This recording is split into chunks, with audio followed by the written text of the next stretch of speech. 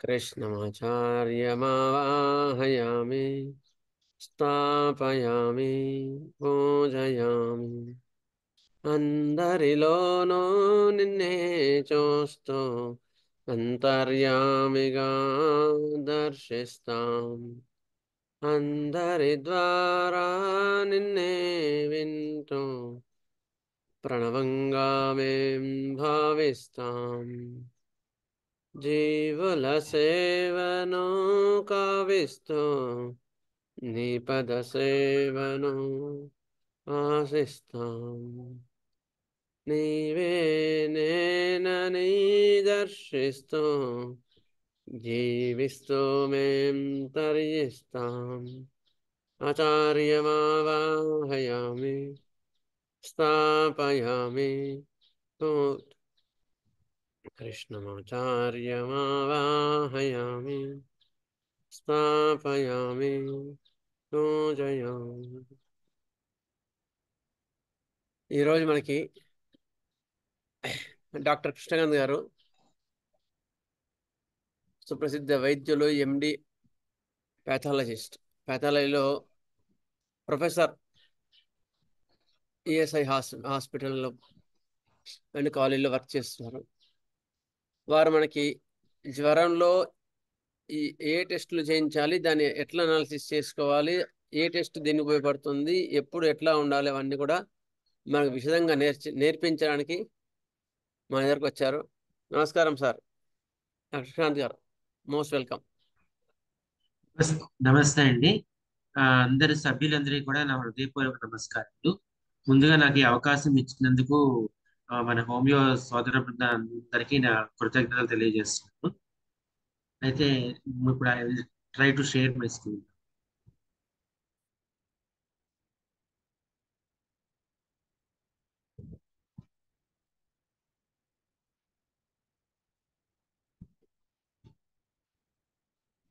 కనిపిస్తుందండి? స్క్రీన్ కనిపిస్తుందా? సార్ నాకు కనిపిస్తుంది సార్. Okay sir.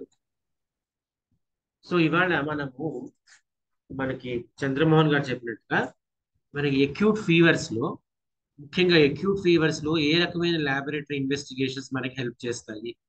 అయితే అందరూ హోమియో వైద్యంలో ప్రాక్టీస్ చేస్తున్న వాళ్ళే. ఈ హోమియో వైద్యం కానీ అలోపతి వైద్యం కానీ ఏ వైద్యంలో అయినా సరే క్లినికల్ ఇంప్రెషన్ కి చాలా ప్రాధాన్యత ఉంటుంది. అలాగా ఒక రోగి యొక్క లక్షణాలన్నింటినీ గమనించి ఒక నిర్ధారణకు వస్తూ ఆ క్రమంలో మనకి ఈ ఇన్వెస్టిగేషన్స్ హెల్ప్ చేస్తాయి. కొన్ని అంబిగ్యూయస్ కేసెస్లను, కొన్ని మిస్లీడింగ్ కేసెస్లను, వీటన్నిటిలో కూడా ఇన్వెస్టిగేషన్స్ మనకి సరైన దారిలో పెడతాయి.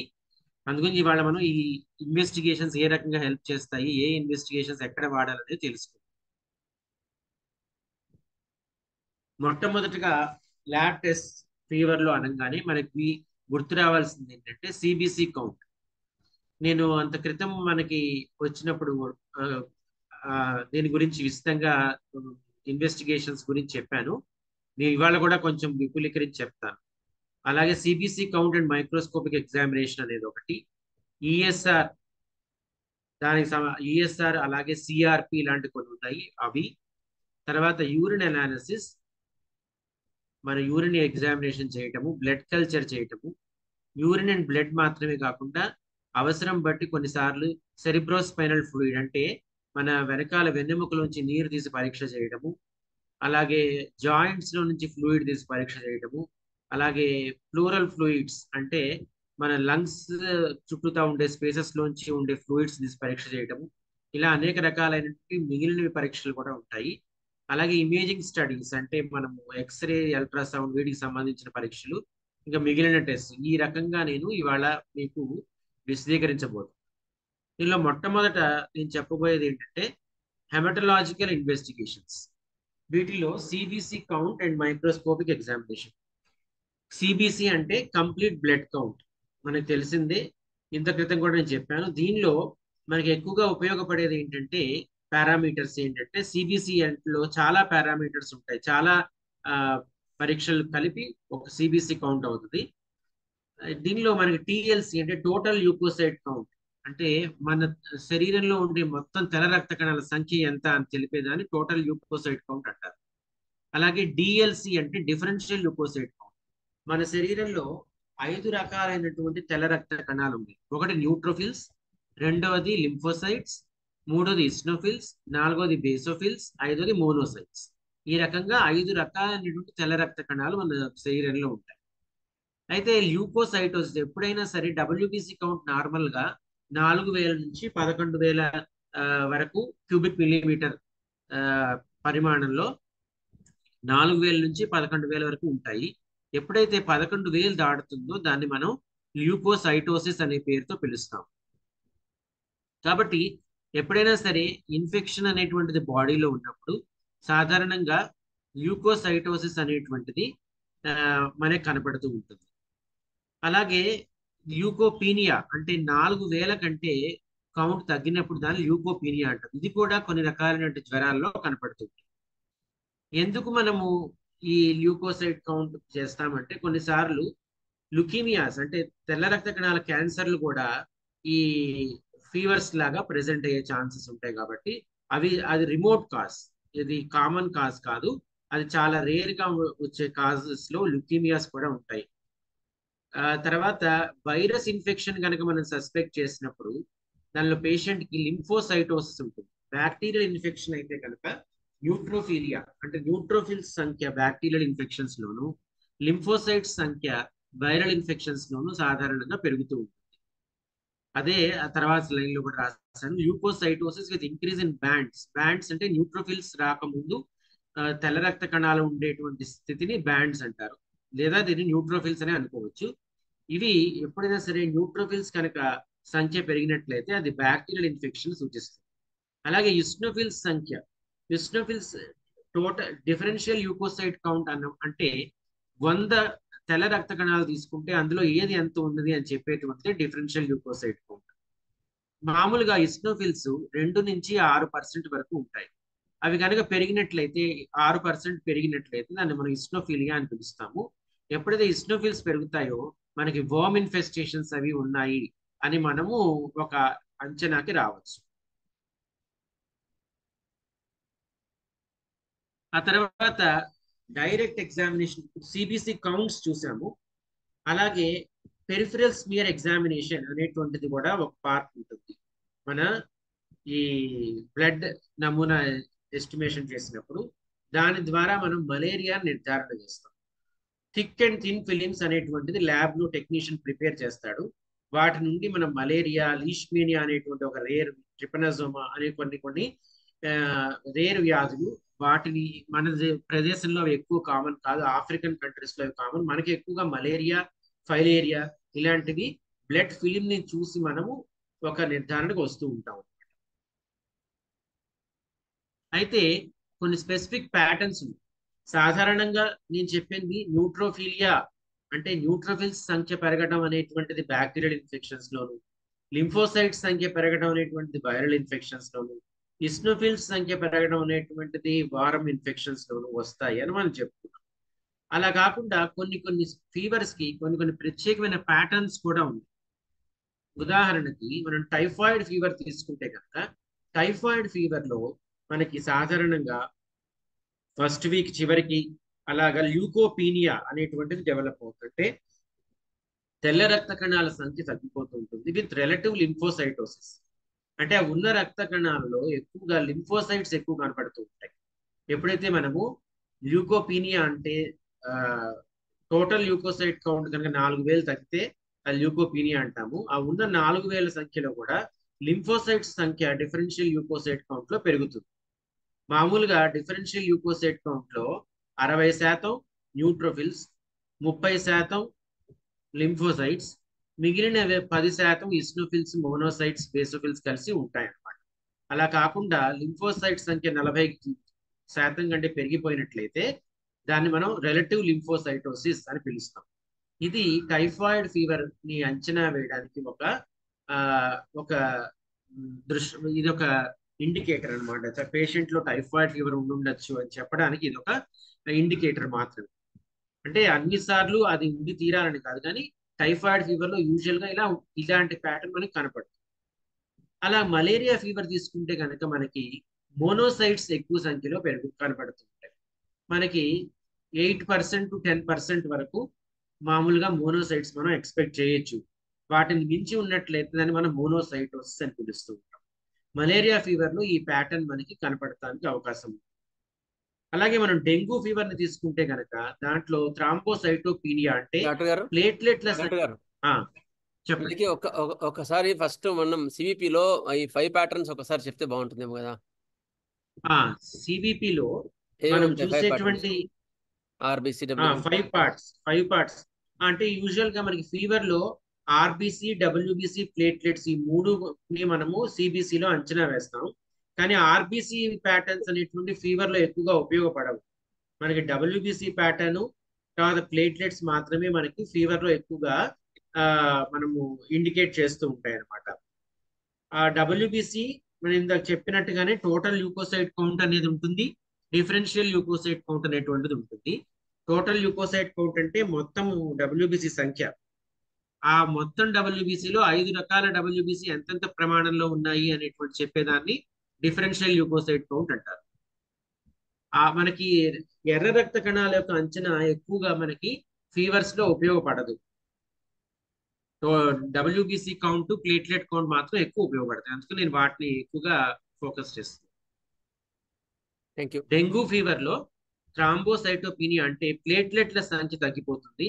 అలాగే ల్యూకోపీనియా అంటే తెల్ల రక్త కణాల సంఖ్య తగ్గుతుంది. ఇక్కడ కూడా లింఫోసైట్స్ ఎక్కువగా కనబడుతూ ఉంటాయి. ఉన్న తెల్ల రక్త కణాల్లో లింఫోసైట్స్ శాతం 40% మించిపోతే కనుక దాన్ని మనం రిలేటివ్ లింఫోసైటోసిస్ అంటాము. అది డెంగ్యూ ఫీవర్ లో కూడా కనపడుతుంది. అలాగే కోవిడ్-19 ఇప్పుడు మనకి ఎక్కువగా కొన్నాళ్ళు మనందరినీ పీడించిన ఈ కోవిడ్-19 వ్యాధిలో కూడా ఏమవుతుందంటే న్యూట్రోఫిల్స్ సంఖ్య పెరుగుతుంది. న్యూట్రోఫిల్స్ ఇంక్రీజ్డ్ ఎన్ఎల్ఆర్ అంటే న్యూట్రోఫిల్ లింఫోసైట్ రేషియో. మామూలుగా న్యూట్రోఫిల్స్ 60% ఉంటాయి, లింఫోసైట్స్ 40% వరకు ఉండొచ్చు. ఈ రేషియో కట్టినట్లయితే 3.5 మించి ఉండకూడదు. అలా కాకుండా న్యూట్రోఫిల్స్ సంఖ్య ఎక్కువగా పెరిగి థ్రాంబోసైటోపీనియా కనుక ఉంటే మనకి అది కోవిడ్-19 ఇన్ఫెక్షన్ లో ఎక్కువగా మనకి కనపడుతూ ఉంటుంది అనమాట. వీటిలో ఏమైనా డౌట్స్ ఉన్నాయండి? ముందుకెళ్ళచ్చు. కొంచెం స్పీడ్ అవుతుంది డాక్టర్ గారు. ఓకే సార్ ఇది మాకు పూర్తిగా కొత్త సబ్జెక్ట్ సార్ ఇది. ఈ అన్ని కూడా వర్డ్స్ అన్ని కొత్తగా ఉన్నాయి, కొంచెం స్లోగా అంటే ఇంకా చిన్న పిల్లలకి చెప్పినట్టు చెప్పండి సార్. సరే ప్రయత్నిస్తానండి. ఓకే. తర్వాత ఈఎస్ఆర్ మనకి సార్ సిబిసి కౌంట్. ఒక్క నిమిషం వాళ్ళకి ఒక 2 నిమిషాలు నేను చెప్తాను. చెప్పండి. ఒక నిమిషం ఫస్ట్ స్లైడ్ పెట్టండి సార్, చెప్తాను.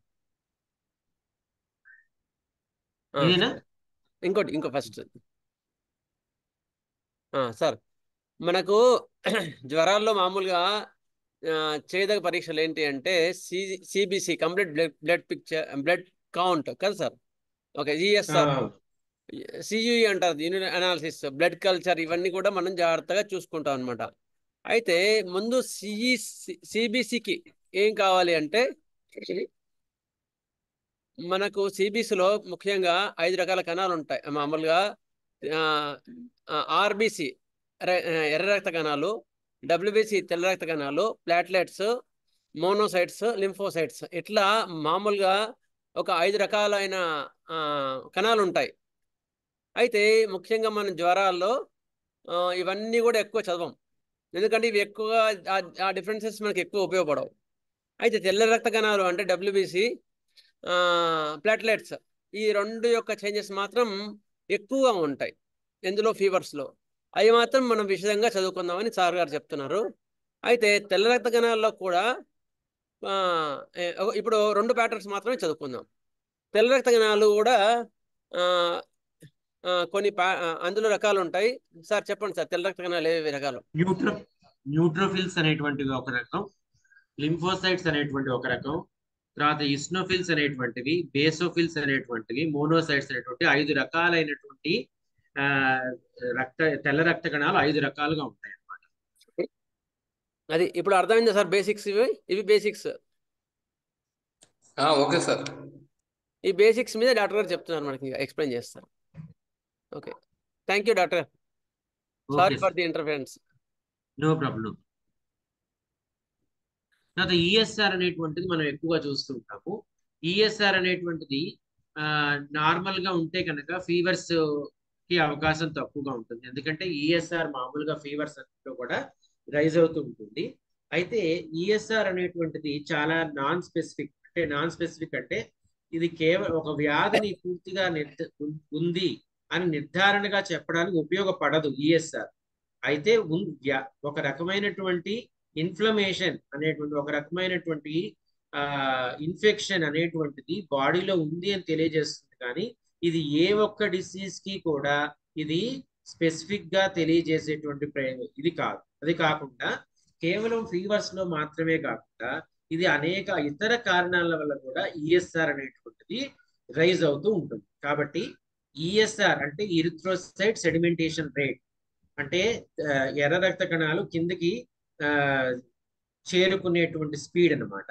అయితే వాటి డీటెయిల్స్ లోకి మనం వెళ్ళొద్దు. ఈ ఈఎస్ఆర్ అనేటువంటిది ఇన్ఫెక్షన్స్ లోనూ రైజ్ అవుతుంది, ఫీవర్స్ లోనూ రైజ్ అవుతుంది, తర్వాత అనేక ఇతర కారణాల వల్ల కూడా రైజ్ అవుతుంది. కాబట్టి దీనికంటే కూడా వేరే 2 కొత్త రకమైనటువంటి ప్రమాణాలు మనకి వస్తున్నాయి. వాటిని అక్యూట్ ఫేజ్ రియాక్టెంట్స్ అంటారు. అంటే అక్యూట్ ఫేజ్ అంటే చాలా అక్యూట్ గా ఉండేటువంటి పరిస్థితులలో, అంటే ఫీవర్స్ ఇలాంటి వాటిల్లో రైజ్ అయ్యేటువంటి ఈ సూచికలని అక్యూట్ ఫేజ్ రియాక్టెంట్స్ అంటారు. అవే సి రియాక్టివ్ ప్రోటీన్ అనేటువంటిది ఒకటి, ఇంటర్ల్యూకిన్ 6 అనేటువంటివి. ఈ రెండు కూడా ఈ గత 15 ఏళ్ల నుంచి వీటిని ఎక్కువగా ఉపయోగపడుతున్నారు. ఈఎస్ఆర్ అనేటువంటివి చాలా సంవత్సరాల క్రితం నుంచి 50-60 సంవత్సరాల నుంచి కూడా ఈఎస్ఆర్ ని అంచనా వేయడం అనేటువంటిది ఉంది. అయితే ఈఎస్ఆర్ అంచనా వేయడం వల్ల కొన్ని అది స్టాండర్డ్ ఇది కాదు, కాబట్టి దానికంటే ఎక్కువ స్టాండర్డ్ ఎక్కువగా స్పెసిఫిక్ గా ఉండేటువంటి 2 కొత్త పరీక్షలు వచ్చాయి. అవి ఏంటంటే సి రియాక్టివ్ ప్రోటీన్ అనేటువంటి దాన్ని అంచనా వేయడం, అలాగే ఇంటర్లూకిన్ 6 అనేటువంటి దాన్ని అంచనా వేయటం. ఈ 2 కూడా మనకి శరీరంలో ఇన్ఫెక్షన్ అనేటువంటిది నడుస్తోంది అని ఖచ్చితంగా తెలియజేస్తాయి ఈఎస్ఆర్ కంటే. కాబట్టి ఈ రెండింటిని కూడా మనం టెస్ట్లో ఉపయోగించుకోవచ్చు. తర్వాత యూరిన్ అనాలిసిస్. పాత స్లైడ్ ఒక్కసారి సార్. మామూలుగా సి రియాక్టివ్ ప్రోటీన్ అనేది మామూలుగా టెస్ట్లలో మనం చూస్తుంటాం. సిఆర్పి పెరిగిందని పేషెంట్లు మన దగ్గరకు వస్తూ ఉంటారు. వాళ్ళకి అవన్నీ తెలియదు, సి రియాక్టివ్ ప్రోటీన్ అని తెలియదు, సిఆర్పి పెరిగింది అని అంటుంటారు. సార్ మా అబ్బాయికి సిఆర్పి పెరిగింది సార్, మంది ఇవ్వండి సార్ అని వస్తున్నారు. సిఆర్పి పెరగడం ఎక్కడ పెరుగుతుంది అంటే మామూలుగా ఈఎస్ఆర్ కన్నా ఇంకొంచెం యాక్యురేట్ టెస్ట్ అనమాట ఇది. సిఆర్పి పెరిగింది అంటే ఏంటి అంటే ఇన్ఫ్లమేషన్ లోపల ఉంది అని తెలియడానికి గుర్తు. ఇది రాసుకోండి మీరు. సిఆర్పి పెరిగింది అంటే ఏంటంటే ఇన్ఫ్లమేషన్ లోపల ఉంది, అక్యూట్ ఫేజ్. అది కూడా డాక్టర్ గారు అంతేనా? అవునండి, అవును. సెన్స్ అక్యూట్ ఇన్ఫ్లమేషన్ లోపల ఉంది అని తెలియజేసేది. మరి సైటోకైన్ ఇంటర్లూకిన్ సార్, ఇంటర్లూకిన్ 6 అనేటువంటిది కూడా ఇది కూడా సెన్సిటివ్ మార్కర్, ఇన్ఫెక్షన్ ఉంది అని తెలియజేసేది. సిఆర్పికి లాగానే ఇది కూడా ఎక్కువగా ఉపయోగపడుతుంది, కానీ మనం ఎక్కువగా దీన్ని రాయట్లే ఎప్పుడు కూడా. అయితే ఇది కూడా ఇన్ఫెక్షన్ తెలియజేయడానికి ఉండేటువంటి ఒక టెస్ట్. ఓకే, ఇది ఎక్కువ వాడమని మనది ఎక్కువ వాడట్లేదు. Okay, thank you sir. అంటే ఇవన్నీ ఇండికేటర్స్ సార్, అంటే ఎక్కడ ఉందని చెప్పలేం కానీ ఇవన్నీ ఇండికేటర్స్ కింద అవునండి, ఇండికేటర్స్ ఉన్నాయి. ఓకే, కానీ ఎగ్జాక్ట్ గా ఎక్కడ అనేది మనకి తెలియదు, ప్రాబ్లం ఎక్కడ అనేటువంటి తెలియదు. అంటే క్లినికల్ ఎగ్జామినేషన్ అల్టిమేట్ గా అన్ని టెస్ట్లని కూడా మనం క్లినికల్ ఎగ్జామినేషన్ తో కోరిలేట్ చేసుకోవాలి. ఇంకొకటి ఏంటంటే మనం ఇచ్చిన మందు సరిగ్గా పనిచేస్తుందా లేదా అని తెలియజేయడానికి కూడా ఉపయోగపడతాయి. అంటే మొట్టమొదటిసారి మన దగ్గరికి జ్వరంతో వచ్చిన రోజున, తర్వాత ఒక 4-5 రోజుల తర్వాత సి రియాక్టివ్ ప్రోటీన్ లో కనుక మనకి ఫాల్ ఉంటే కనుక పేషెంట్ కి ఇంప్రూవ్మెంట్ అనేటువంటిది వస్తుంది. ప్రోగ్నోసిస్ ఆఫ్ ద పేషెంట్ ని తెలియజేయడానికి కూడా, not only for diagnosing, for prognosis కి అంచనా వేయడానికి కూడా, పేషెంట్ ఎలా ఇంప్రూవ్ అవుతున్నాడు అనేటువంటిది అంచనా వేయడానికి కూడా ఇది హెల్ప్ చేస్తుంది. Okay sir, thank you. తర్వాత యూరిన్ అనాలిసిస్ అనేటువంటిది కూడా నెక్స్ట్ ముఖ్యమైన పరీక్ష. యూరిన్ అనాలిసిస్ లో మనం ఇక్కడ మీకు పిక్చర్ లో చూపిస్తున్నట్టుగా యూరిన్ స్ట్రిప్స్ అనేటువంటివి వాసుదేవ్ ఉన్నాయి. సార్. సార్ వాసుదేవ్ అండి, చెప్పండి చెప్పండి. సిఆర్పి అనేది ఎగ్జాంపుల్ అంటే ఏ ఏ డిసీజ్ కి డయాగ్నోస్ కి ఉపయోగపడుతుంది అనేది కొన్ని ఎగ్జాంపుల్స్ ఏమన్నా ఇస్తారా? సి రియాక్టివ్ ప్రోటీన్ అనేటువంటిది ఏ రకమైనటువంటి అక్యూట్ ఇన్ఫ్లమేషన్ లో అయినా డిసీజ్ పెరుగుతుందమ్మా. ఫీవర్స్ అన్నిట్లో కూడా పెరుగుతుందమ్మా. ఫీవర్స్ అన్నిట్లో కూడా పెరుగుతుంది. రుమాటిక్ ఫీవర్ అనేటువంటి దాంట్లో పెరుగుతుంది. అలాగే ఇంకా ఏ రకాలైన ఫీవర్స్ అన్నిట్లో కూడా ఇది పెరుగుతుంది. ట్యూబర్క్యులోసిస్ లోను సార్, దాంట్లో కూడా క్యాన్సర్స్ లోను, క్యాన్సర్స్ లో అంత ఎక్కువగా పెరగదమ్మా. ట్యూబర్క్యులోసిస్ లో పెరుగుతుంది, క్యాన్సర్స్ లో అంత ఎక్కువగా పెరగదు. ఓకే ఓకే, థ్యాంక్ యూ అండి.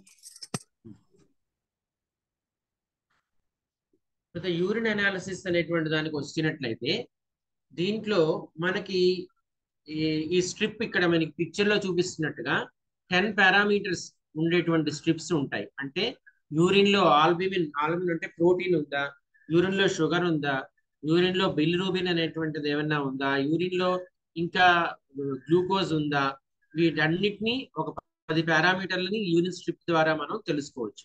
అయితే మనకి ఫీవర్ లో ఏ రకమైనటువంటివి ఎక్కువగా ఉపయోగపడతాయి అంటే ఇది మనకి యూరినరీ ట్రాక్ట్ ఇన్ఫెక్షన్ ఉంటే కనుక మనకి మైక్రోస్కోపిక్ ఈ స్ట్రిప్ తో చూడటమే కాకుండా యూరిన్ ని ఒక స్లైడ్ మీద వేసి దాన్ని మైక్రోస్కోప్ లో గమనిస్తారు.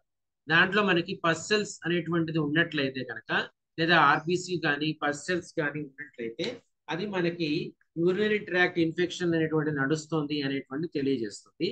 అలాగే సిస్టైటిస్ అంటే యూరినరీ బ్లాడర్ కి సంబంధించిన ఇన్ఫెక్షన్, వీటన్నిటిలో కూడా ఈ మైక్రోస్కోపిక్ ఎగ్జామినేషన్ అనేటువంటిది పస్సెల్స్ అనేటువంటిది బయటపడితే కనుక అది మనకి యూరినరీ ట్రాక్ట్ ఇన్ఫెక్షన్ వల్ల ఈ ఫీవర్ వస్తుంది అని నిర్ధారణ చేయడానికి తెలియజేస్తుంది. యూజువల్ గా యూరినరీ ట్రాక్ట్ ఇన్ఫెక్షన్స్ అనేటువంటివి చాలా సటిల్ గా ఉంటాయి. వాటి సిమ్టమ్స్ అవి కూడా కొన్నిసార్లు బయటపడవు.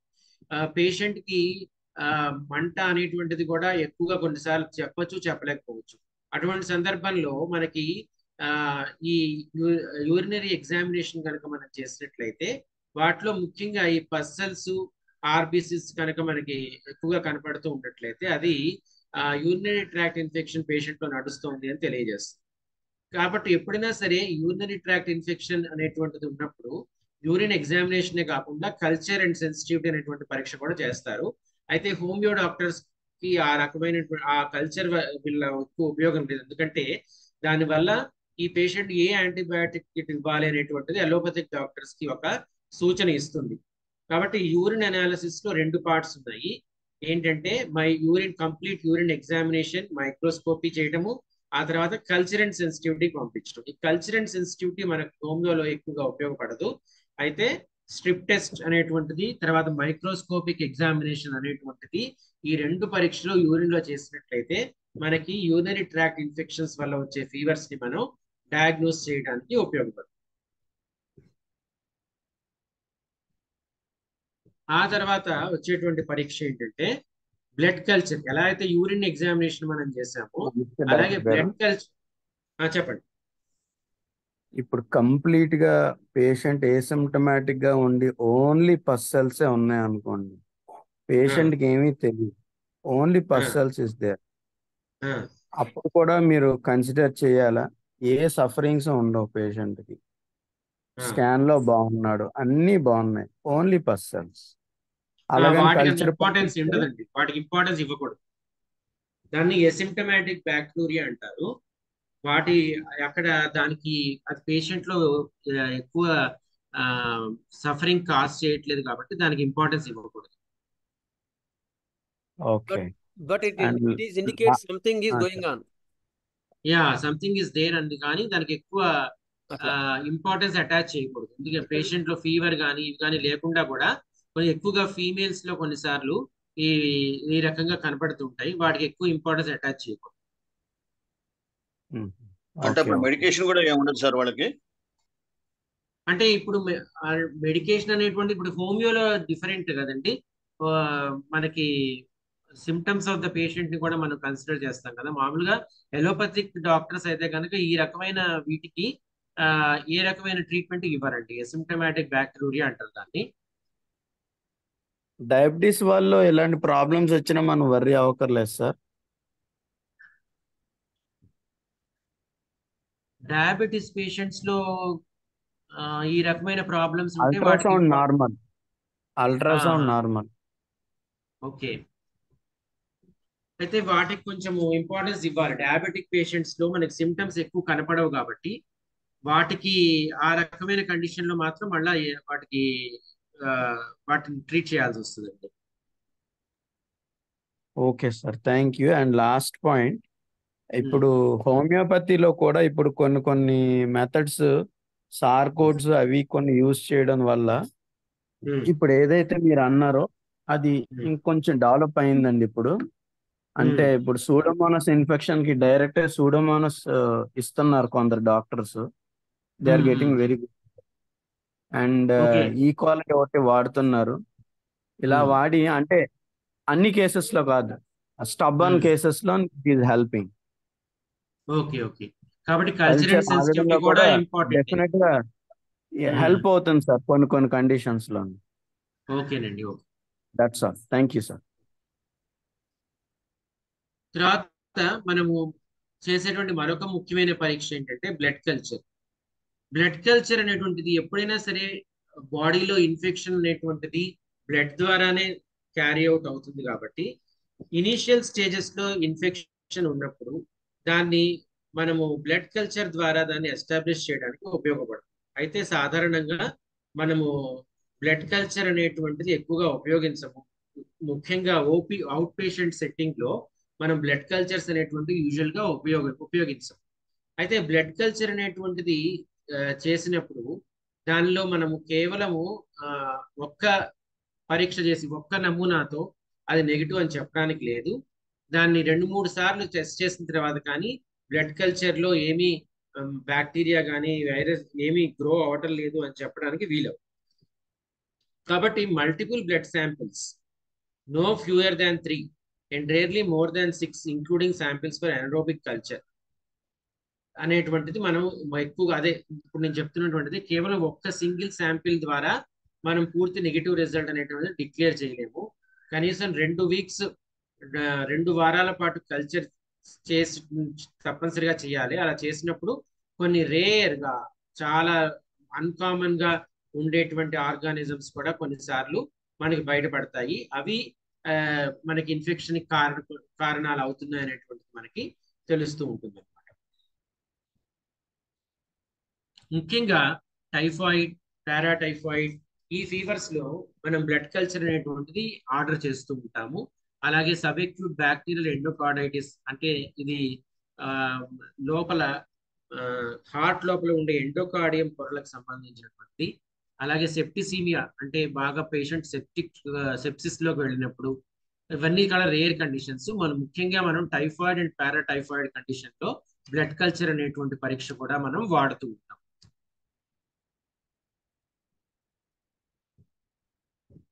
ఇవన్నీ ముఖ్యమైనటువంటివి.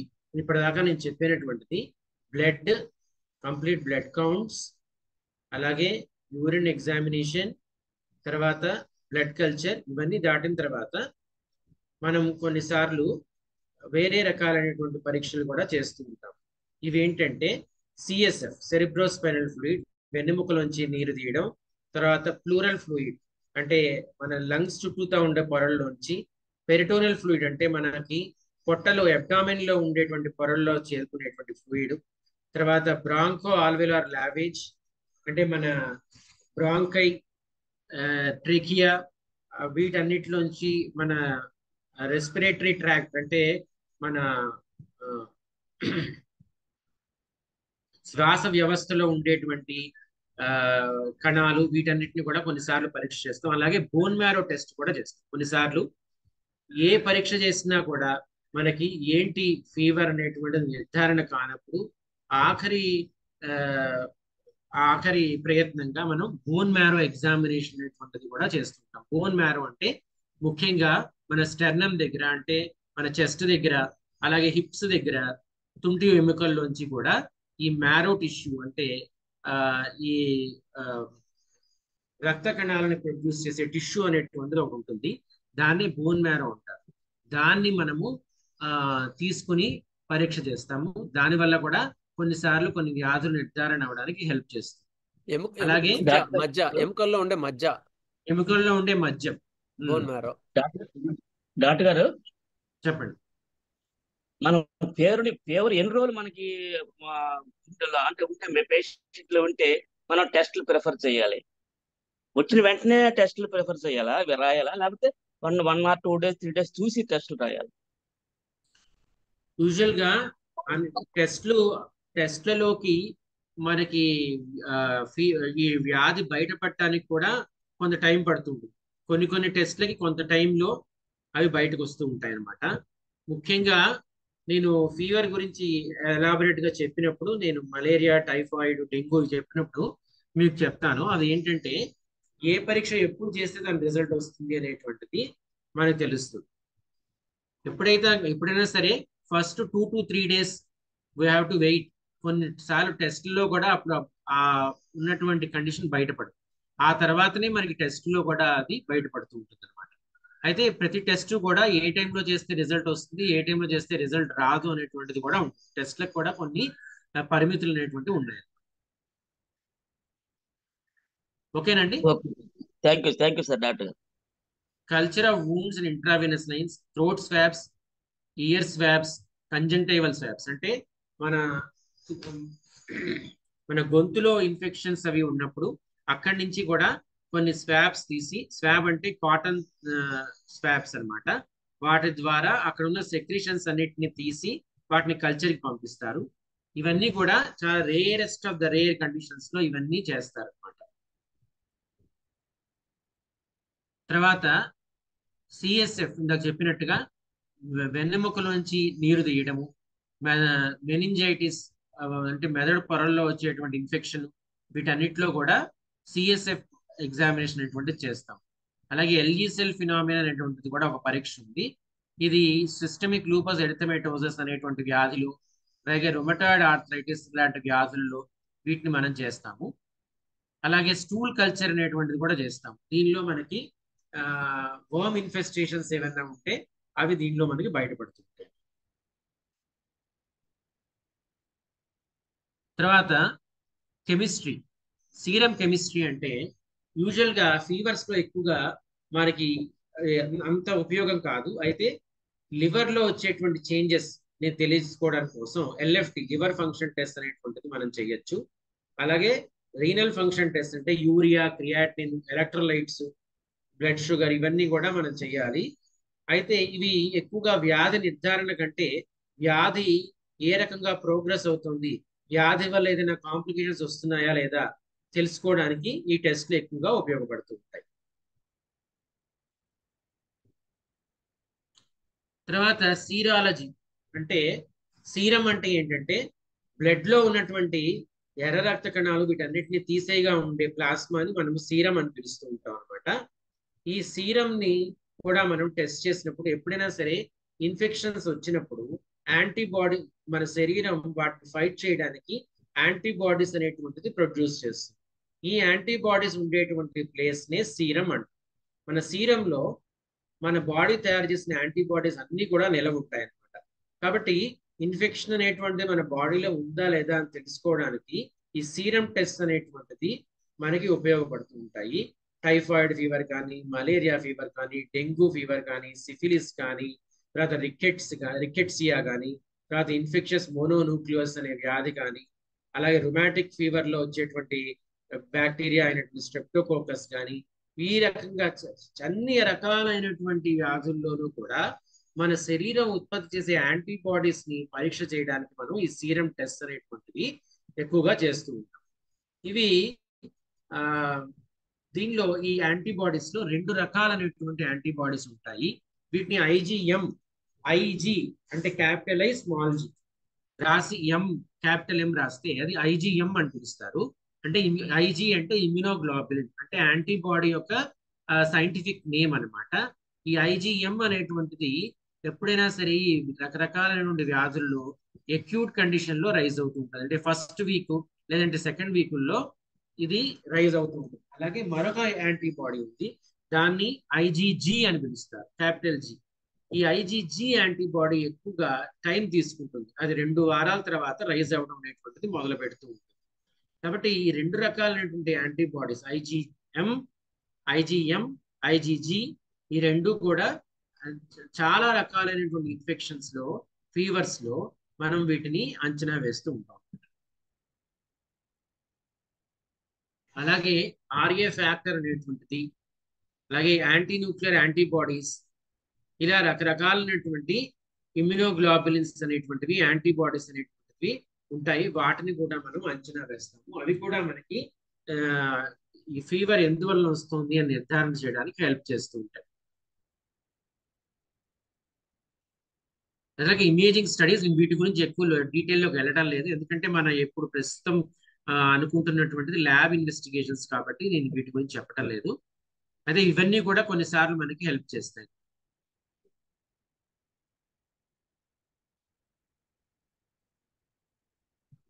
ఒక్క నిమిషం, నేను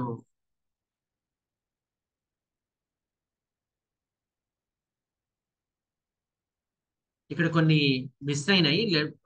sorry for that, I will just share them. Please give me 2 minutes time.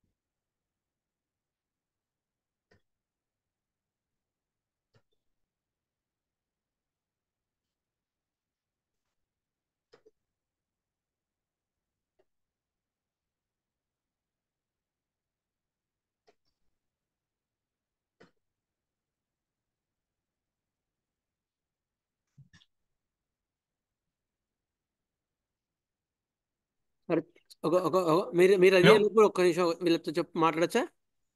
మాట్లాడండి. సార్, మీకు యాక్చువల్గా ఫీవర్స్లో మనకి ఫీవర్ వచ్చింది అని చెప్పి మీరు అయిపోయిందా సార్? మీరు చెప్పండి, మీరు చెప్తుండండి, నేను ఇలా టెస్ట్ చేస్తాను. మీరు ఓకే అంటే అప్పుడు నేను చెప్పండి. ఎందుకంటే వాళ్ళకి బేసిక్స్ కొన్ని పాయింట్స్ చెప్పాను అనుకో, మీరు చెప్పింది బాగా అర్థం అవుతుంది మీరు, అందుకని. ఏం సార్, అయితే ఫీవర్ వచ్చి రాగానే మనం మామూలుగా చూసుకోవాల్సిన పాయింట్స్ జనరల్గా ఏమంటాయంటే కంప్లీట్ బ్లడ్ పిక్చర్, సిఈపి ఒకటి చూస్తాం. సిఈ యూరిన్లో ఏమైనా టెస్ట్ ఉంది, యూరిన్లో ఏమైనా ఇన్ఫెక్షన్స్ ఉన్నాయా, ప్రోటీన్స్ ఏమైనా పోతున్నాయా, ఆల్బుమిన్స్ ఏమైనా ఉన్నాయా, పస్సెల్స్ ఎట్లా ఉన్నాయి, అందులో బ్లడ్ ఏమైనా ఉందా, అవన్నీ కూడా సియుఈ అంటారు దాన్ని. అందులో మీకు జాండీస్ అనుకోండి, సీరం బిలిరూబిన్ పెరుగుతుంది. అందులో యూరిన్ ట్రాక్ట్ ఇన్ఫెక్షన్స్ ఏమి ఉన్నాయనుకోండి, అందులో పస్సెల్స్ కానీ బ్లడ్ కానీ బ్లడ్ పాజిటివ్ +1 +2 +3 అని చూపిస్తారనమాట. ఇది సియుఈ అంటారు దీన్ని.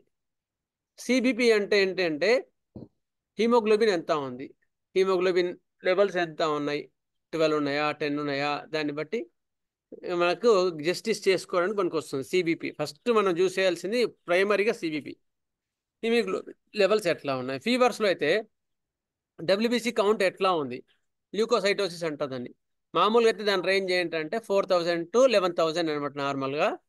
అయితే పెరిగింది అనుకోండి, అప్పుడు సార్ చెప్పారు కదా ఇంతకుముందు, అక్కడ ఇన్ఫెక్షన్స్ స్టార్ట్ అయినప్పుడు తెల్ల రక్త కణాల యొక్క కణాలు పెరుగుతాయి అనమాట. దాన్ని ల్యూకోసైటోసిస్ అంటారు. దాన్ని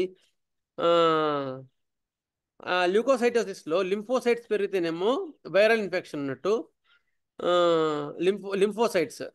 ల్యూకోసైటోసిస్ జనరల్గా బ్యాక్టీరియా ఇన్ఫెక్షన్స్ కానీ అందులో కూడా తెల్ల రక్త కణాలు పెరుగుతాయి అనమాట. 11,000 నుంచి 18,000 అట్లా కూడా వస్తుంటాయి అనమాట.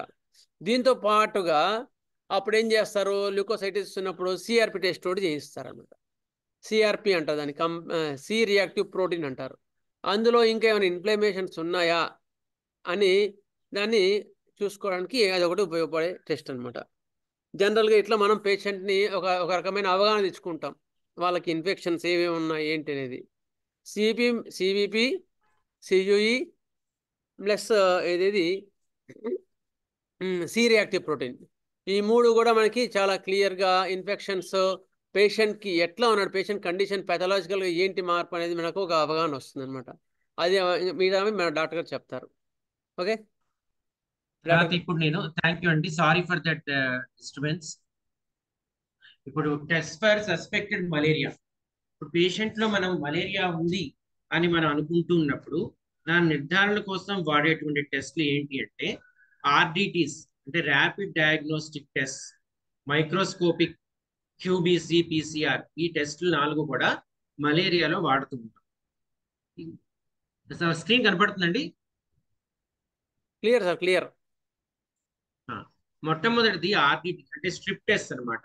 ఇవి ల్యాబ్ లోనే కాదు, మన ఓపీలో కూడా, మన డిస్పెన్సరీస్ లో కూడా ఇవి తెచ్చుకుని మనం చేయొచ్చు. దీనికి ఎక్కువ ఎక్స్పర్టైజ్ అనేటువంటిది ఏమీ అవసరం లేదు. దీనిలో బ్లడ్ శాంపిల్ ప్రిక్ ద్వారా చేసి ఇక్కడ వెల్ అనేటువంటిది ఒకటి ఉంటుంది, దానిలో వేయాలి. ఆ తర్వాత బఫర్ అనేటువంటిది ఇస్తాడు, దాన్ని ఈ వెల్లో వేయాలి. ఆ తర్వాత ఇక్కడ మీరు చూసినట్లయితే 3 బ్యాండ్స్ కనపడుతున్నాయి, సి, పాన్, పిఎఫ్. అంటే మనం మలేరియా పారాసైట్ ని ప్లాస్మోడియం అని పిలుస్తాం.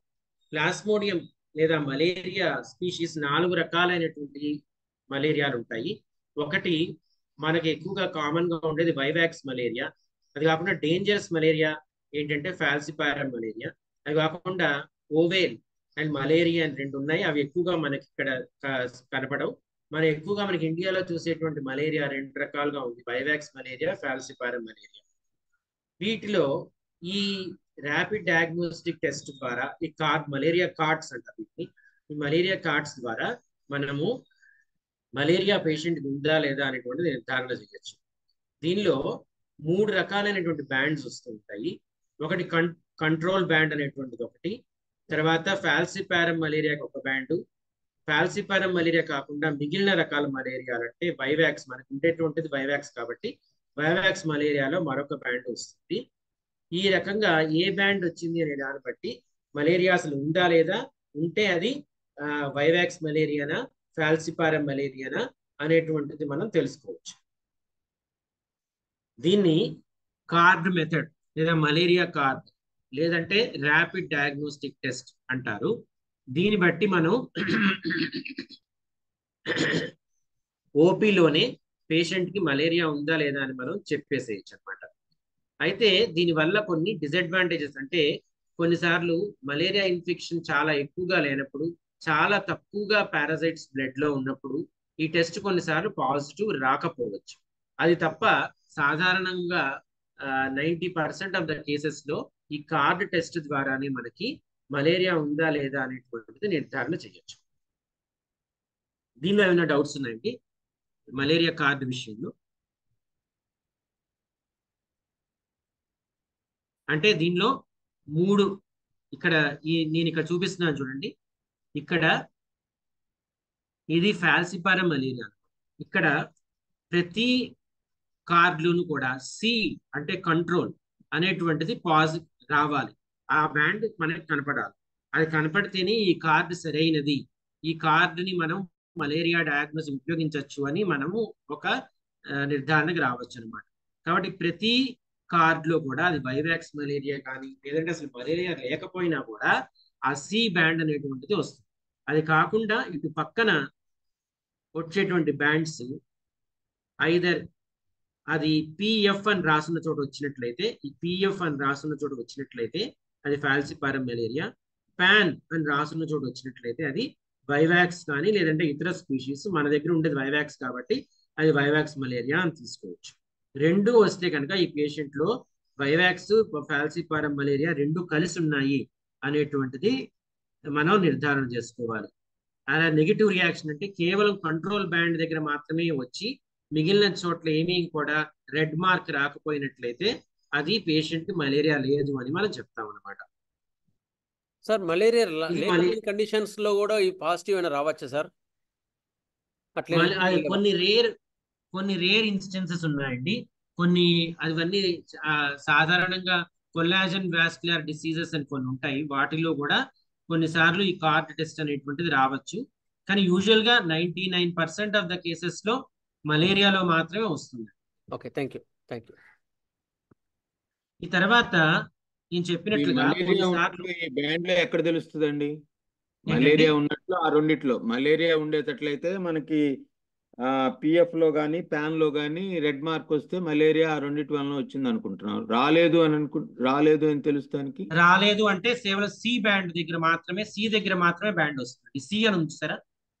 అవును కనపడుతుంది కానీ సి అనేటువంటి దాని దగ్గర మాత్రం వస్తే అది ఈ కార్డు సరైందే, పేషెంట్ కి మలేరియా లేదు. సి దగ్గర కూడా రాలేదు అనుకోండి, అప్పుడు మలేరియా లేనట్టు కాదు, ఈ కార్డు వాడింది సరైంది కాదని. ఓకేనండి, థ్యాంక్ యూ. ఇది సి అనేటువంటిది కార్డు క్వాలిటీ గురించి క్వాలిటీ కంట్రోల్ లాగా పెట్టాడు అనమాట. కేవలం సిలో వస్తే పేషెంట్ కి మలేరియా లేదు. సిలో కూడా రాకపోతే మనం వాడిన కార్డు సరైంది కాదు, వేరే కార్డు వాడి చేయాల్సి వస్తుంది. ఓకేనండి. ఇది తర్వాత నెక్స్ట్ మైక్రోస్కోపీ. ఈ రకంగా మనకి కొన్నిసార్లు ఈ ర్యాపిడ్ డయాగ్నోస్టిక్ టెస్ట్ల ద్వారా కూడా తెలియనప్పుడు మనం ఏంటంటే మనము రక్తం తీసుకుని దాన్ని స్మియర్ లాగా చేసి దాన్ని కొన్ని స్టెయిన్స్, లీష్మన్ స్టెయిన్ అనే దాని ద్వారా చేసినట్లయితే ఈ రకంగా రింగుల్లాగా మనకి ఇవన్నీ ఆర్బిసి అన్నమాట. ఆర్బిసి లోపల రింగుల్లాగా మనకి ఈ మలేరియా పారాసైట్స్ అనేటువంటిది కనపడుతూ ఉంటాయి అన్నమాట. ఇక్కడ చూసినట్లయితే బనానా షేప్ లో మనకి కనపడుతున్నాయి. ఇవి కూడా పారాసైట్ యొక్క పిక్చర్స్ అన్నమాట. ఇది మనకి మైక్రోస్కోపీ ఎగ్జామినేషన్ ద్వారానే తెలుస్తుంది. ఇది కాకుండా వేరే టెస్ట్ ఉంది. ఈ రెండిటి కంటే కూడా ఎక్కువ సెన్సిటివిటీ ఉన్నటువంటిది, చాలా వరకు మలేరియా ఉంటే తప్పనిసరిగా పాజిటివ్ వచ్చేటువంటి టెస్ట్ ఏంటంటే క్యూబీసీ టెస్ట్. దీన్నే quantitative buffy coat malaria test అంటారు. దీనిలో మనం ఫ్లోరసెంట్ టెక్నాలజీ అనేటువంటి అంటే ఇప్పుడు దీనిలో ఏంటంటే మన పారాసైట్స్ అన్ని మెరుస్తూ ఉంటాయి అన్నమాట. అలా మెరుస్తూ కనపడేటువంటి వాటిని మనం కౌంట్ చేస్తాము. దాన్ని క్యూబీసీ టెస్ట్ అంటారు. ఇది చాలా వరకు హెల్ప్ చేస్తుంది. ర్యాపిడ్ డయాగ్నోస్టిక్ టెస్ట్ ద్వారా కానీ తర్వాత మైక్రోస్కోపీ ద్వారా కానీ కూడా బయటపడనిది ఈ మలేరియా కండిషన్స్ కూడా ఈ క్వాంటిటేటివ్ బఫీ కోట్ అనేటువంటి టెస్ట్ ద్వారా బయటపడతాయి. తర్వాత గోల్డ్ స్టాండర్డ్ టెస్ట్ ఏంటంటే PCR టెస్ట్ అనేటువంటిది ఉంది. అది యూజువల్ గా మలేరియాలో మనం వాడము. అది మాత్రం 100% నిర్ధారణ చేస్తుంది మలేరియా. కాబట్టి ఇవి మనం మలేరియా పేషెంట్ లో ఉంది అని సస్పెక్ట్ చేసినప్పుడు వాడాల్సినటువంటి ఏంటంటే ర్యాపిడ్ డయాగ్నోస్టిక్ టెస్ట్ ఒకటి, స్మియర్ ఫర్ మలేరియా అనేటువంటిది, smear for malaria, microscopic smear for malaria, తర్వాత క్వాంటిటేటివ్ బఫీ కోట్. ఈ 3 టెస్టులు కూడా మనం మలేరియా నిర్ధారణ కోసం వాడతాం. ఏమైనా డౌట్స్ ఉన్నాయండి వీటిలో? లేకపోతే నేను నెక్స్ట్ టెస్ట్ ఫర్ టైఫాయిడ్ లోకి వెళ్తాను. క్లియర్, చాలా క్లియర్. ఈ టెస్ట్ ఫర్ టైఫాయిడ్ లో టైఫాయిడ్ టెస్ట్ ఏంటంటే మనకి యూజువల్ గా సాల్మోనెల్లా టైఫీ అనేటువంటి బ్యాక్టీరియా ద్వారా పారాటైఫీ ఏ, పారాటైఫీ బి, పారాటైఫీ సి అని ఉన్నాయి. అంటే మీకు అందరికీ తెలిసినటువంటిదే టైఫాయిడ్ ఫీవర్, పారాటైఫాయిడ్ ఫీవర్ అనేటువంటివి వస్తుంటాయి. వీటిని నిర్ధారణ చేయడానికి మనకి ఇందాక మలేరియాలో చెప్పుకున్నట్టుగానే ర్యాపిడ్ టెస్ట్ అనేటువంటి టైఫీడాట్ లేదా దాన్ని ఎంజైమ్ ఇమ్యూనోఎస్సీ అంటారు. అది వైడాల్ టెస్ట్ అనేటువంటిది, బ్లడ్ కల్చర్ అనేటువంటిది చేస్తాము. ఈ టైఫాయిడ్ వైడాల్ టెస్ట్ అనేటువంటిది బ్లడ్ కల్చర్ అనేటువంటిది అనేక సంవత్సరాలుగా చాలా ఒక 40-50 ఏళ్ళ నుంచి ఉన్నాయి ఇవన్నీ. అయితే టైఫాయిడ్ డాట్ అనేటువంటిది కొత్తగా వచ్చినటువంటి టెస్ట్ అన్నమాట. ఇది ర్యాపిడ్ గా టైఫాయిడ్ ఫీవర్ డయాగ్నోస్ చేయడానికి హెల్ప్ చేస్తుంది. కాబట్టి టైఫాయిడ్ డాట్ అనేటువంటిది ఏంటంటే ఇది మన ఇందాక నేను చెప్పినట్లుగా సీరం అంటే బ్లడ్ లో నుంచి ఎర్ర రక్త కణాలని వీటన్నిటిని తీసేస్తే ఉండేటువంటి పదార్థాన్ని సీరం అంటాము. ఆ సీరంలో మనకి మన బాడీ ప్రొడ్యూస్ చేసినటువంటి యాంటీబాడీస్ అన్ని నిలవ ఉంటాయి. ఇవి 2 రకాలుగా ఉంటాయి, ఐజీఎం, ఐజీజీ అనేటువంటివి ఉంటాయి. ఈ టైఫాయిడ్ డాట్ అనేటువంటి టెస్ట్ లో ఏం చేస్తున్నామంటే మనము ఈ యాంటీబాడీస్ ఉన్నాయా లేదా అనేటువంటిది పేషెంట్ లో మనం గమనిస్తాము. అయితే ఈ ఐజీఎం అనేటువంటిది రైజ్ అవ్వడానికి ఈ టైఫాయిడ్ ఫీవర్ లో కనీసము 5-6 రోజులు పడుతుంది. ఐజీజీ రైజ్ అవ్వడానికి 15 రోజులు టైం పడుతుంది. కాబట్టి ఆ టైం తర్వాత మాత్రమే ఈ టెస్ట్ చేస్తుంటే అవి పాజిటివ్ వస్తాయి. ఐజీజీ కనుక ఐజీఎం పాజిటివ్ వస్తే కనుక ఐజీజీ ప్లస్ ఐజీఎం పాజిటివ్ ఉంటే కనుక అది మనకి ఎంటరిక్ ఫీవర్ అనేటువంటి తెలుస్తుంది. కేవలం ఐజీఎం మాత్రమే పాజిటివ్ వస్తుందంటే అది చాలా early stage of the typhoid fever, maybe it is the first week of typhoid fever అనేటువంటిది first week to second week మధ్యలో మనకి ఉంది ఈ ఫీవర్ అని తెలియజేస్తుంది. ఐజీఎం మాత్రమే పాజిటివ్ వస్తే. అలా కాకుండా వీటిలో ఐజీజీ మాత్రమే పాజిటివ్ వచ్చినట్లయితే దీని అర్థం ఏంటంటే ఇప్పుడు కాదు, పేషెంట్ కి గతంలో టైఫాయిడ్ ఫీవర్ వచ్చి తగ్గింది అని తెలియజేస్తుంది. 2 పాజిటివ్ ఉంటే కనుక ఇతను సెకండ్ వీక్ థర్డ్ వీక్ మధ్యలో ఉన్నాడు ఫీవర్ తో అనేటువంటి తెలియజేస్తుంది ఐజీజీ అండ్ ఐజీఎం పాజిటివ్. కాబట్టి ఈ టెస్ట్ ని మనం టైఫాయిడ్ డాట్ అని పిలుస్తాము. ఇది ర్యాపిడ్ టెస్ట్ అన్నమాట. దీనికి ఎటువంటి టెక్నికల్ ఎక్స్పర్టైజ్ అనేటువంటిది అవసరం లేదు. ఇది ఓపీలో కూడా మనం చేసుకోవచ్చు. మలేరియా కార్డ్ లాగానే దీన్ని కూడా వాడచ్చు. అయితే దీని ద్వారా ఇప్పుడు అన్ని రకాలు డెంగ్యూకి వాడేది ఇదే కదా సార్? కాదండి, ఇది టైఫాయిడ్ సంబంధించినటువంటి. డెంగ్యూలో కూడా ర్యాపిడ్ కిట్స్ ఉన్నాయి. అయితే అవి కాదు, ఇది కేవలం అంటే ర్యాపిడ్ కిట్ ఎక్కడైనా కూడా ఒకే రకంగా పనిచేస్తుంది. అయితే ఒక్కొక్క దాంట్లో ఒక్కొక్క రకమైనటువంటి బేసిక్ ప్రిన్సిపల్ యాంటీజెన్స్ అవన్నీ కూడా మారుతుంటాయి. ఈ టైఫాయిడ్ టెస్ట్ కి ఎన్ని రోజులు అయితే బెస్ట్ సార్? ఏ టైంలో టైం అంటే ఏదైనా ఉందా? అటువంటి స్పెసిఫిక్ గా ఏమైనా ఉందా? ఎన్ని రోజులు ఇప్పుడు అయితే చెప్తాను. టైఫాయిడ్ డాట్ అనేటువంటిది ఫస్ట్ వీక్ తర్వాత నుంచి వస్తుంది. వైడాల్ టెస్ట్ కూడా ఫస్ట్ వీక్ తర్వాత వస్తుంది. అయితే ఫస్ట్ వీక్ లోనే తెలుసుకోవాలంటే బ్లడ్ కల్చర్ చేయాలి. Okay sir. సార్ తర్వాత చిన్న డౌట్ చెప్పండి. ఎప్పుడో వచ్చి టైఫాయిడ్ తగ్గినా కూడా ఐజీజీలో ఇప్పుడు పాజిటివ్ చూపిస్తుందండి? ఐజీజీలో పాజిటివ్ చూపిస్తుంది. ఎందుకంటే అది మన దేహంలో ఐజీఎం ఎప్పుడు కూడా అక్యూట్ గా వచ్చినటువంటి చేంజెస్ ని తెలియజేస్తుంది. ఐజీజీ అనేటువంటిది క్రానిక్ గా మన బాడీలో ఏర్పడిపోయి ఉన్న చేంజెస్ తెలియజేస్తుంది. కాబట్టి ఐజీజీ పాజిటివ్ వచ్చింది అంటే పేషెంట్ టైఫాయిడ్ ఫీవర్ వచ్చి తగ్గింది అని అర్థం. అంటే ఇప్పుడు ఉండాల్సిన అవసరం లేదు, అంతే కదా? ఏంటండి? ఇప్పుడు ఉండాల్సిన అవసరం లేదు. ఇప్పుడు ఉండాల్సిన అవసరం లేదు. ఇప్పుడు కూడా ఉంది అంటే ఐజీఎం కూడా పాజిటివ్ కావాలి. అప్పుడు ఇప్పుడు కూడా ఉంది అని తెలియజేస్తుంది. Okay sir, thank you. Remote typhoid infection cases లో కూడా అంటే ఇయర్స్ కొందరికి రికరెంట్ అవుతుంది టైఫాయిడ్ ఇయర్లీ రావడం. అవునండి, అవును. అలా కొన్ని కేసెస్. అలా కాకుండా కంప్లీట్ గా ఇప్పుడు ఏం టైఫాయిడ్ లేదు, గత కొన్ని ఇయర్స్ గా లేదు, అయినా ఐజీజీ పాజిటివ్ రావచ్చండి? రాదండి, అలా లేనప్పుడు రాదు. ఐజీజీ కేవలం 3 months వరకే వస్తుంది.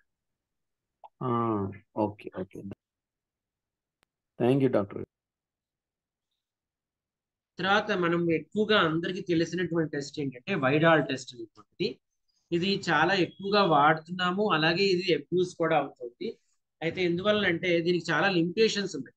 ఇది వైడాల్ టెస్ట్ అనేటువంటి దాంట్లో మనం ఏం చేస్తామంటే మన బాడీ యాంటీజెన్స్ అంటే ఏవైతే మన దేహంలో యాంటీబాడీస్ ప్రొడ్యూస్ అవ్వడానికి కారకాలు, స్టిమ్యులెంట్స్, ప్రేరకాలు ఉంటాయో వాటిని యాంటీజెన్స్ అని పిలుస్తాము. ఆ antigens O and H antigens అనేటువంటి వాటికి రెస్పాన్స్ గా మన బాడీలో ప్రొడ్యూస్ అయ్యే యాంటీబాడీసే O and H అనమాట. అవి anti O, anti H antibodies అనేటువంటిది బాడీలో తయారవుతూ ఉంటాయి. వీటిని మనం వైడాల్ టెస్ట్ లో అంచనా వేస్తాము.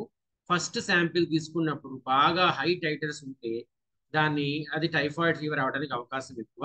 అయితే దానికంటే కూడా టైటర్స్ రైజ్ అవుతూ ఉంటే అది ఎక్కువ డయాగ్నోస్టిక్. కానీ అప్పటి వరకు కూడా 2 వారాల వరకు కూడా నిర్ధారణ పెండింగ్ లో పెడితే పేషెంట్కి ఏ రకమైన బెనిఫిట్ ఉండదు. కాబట్టి ఈ టెస్ట్ కి క్రమేపీ దీని యొక్క వాల్యూ తగ్గిపోతూ వస్తుంది. అయితే 1:160 డైల్యూషన్స్ కంటే కూడా ఎక్కువ ఉంటే యాంటీబాడీ టైటర్. యాంటీబాడీ టైటర్ అంటే యాంటీబాడీ ఎంత కాన్సన్ట్రేషన్ లో ఉంది, అంటే ఎంత ఎక్కువగా యాంటీబాడీస్ ఉన్నాయి అనేది తెలియజేసేటువంటిది దాన్నే టైటర్ అంటాము. ఇది 1:160 కంటే కనుక ఎక్కువ ఉంటే ఓ కానీ హెచ్ కానీ అది మనం ఇంపార్టెంట్ గా తీసుకోవచ్చు అన్నమాట. కాబట్టి ఈ వైడాల్ టెస్ట్ లో వచ్చేటువంటి డిసడ్వాంటేజెస్ ఏంటంటే ఇది చాలా నాన్ స్పెసిఫిక్ గా ఉంటుంది. అలాగే ఇది వేరే ఫాల్స్ పాజిటివ్ కూడా వస్తుంది. అలాగే కొన్నిసార్లు మనకి ఇండియాలో ఇది ఎండమిక్ గా అంటే మన అందరి శరీరాల్లో ఎంతో కొంత ఇన్ఫెక్షన్ అనేటువంటి నడుస్తూ ఉంటుంది అనమాట. దాన్ని ఎండమిసిటీ అంటారు. అలా ఉన్నప్పుడు ఈ టైటర్స్ ని బట్టి మనం టైఫాయిడ్ ఫీవర్ ఉంది అని చెప్పడం కొన్నిసార్లు కష్టం అవుతూ ఉంటుంది. కాబట్టి మనం ఎప్పుడైనా సరే మనం ఆ ల్యాబ్ వాళ్ళకి ఆ ప్రదేశంలో అంటే మనం ఉన్న సిటీలో మనం ఉండే ఏరియాలో ఎంత వరకు తీసుకుంటే అది బేస్ లైన్, ఎంత వరకు తీసుకుంటే నార్మల్ అనేటువంటి ల్యాబ్ టు ల్యాబ్ మారుతూ ఉంటుంది, ఏరియా టు ఏరియా కూడా మారుతూ ఉంటుంది. అది ల్యాబ్ వాళ్ళకి ఒక అవగాహన ఉండాలి. అప్పుడు మాత్రమే ల్యాబ్ కానీ డాక్టర్స్ కానీ ఒక అవగాహన ఉండాలి. అప్పుడు లేదంటే ఈ టెస్ట్లను చూసి భయపడేటువంటి అవకాశం కూడా ఉంది.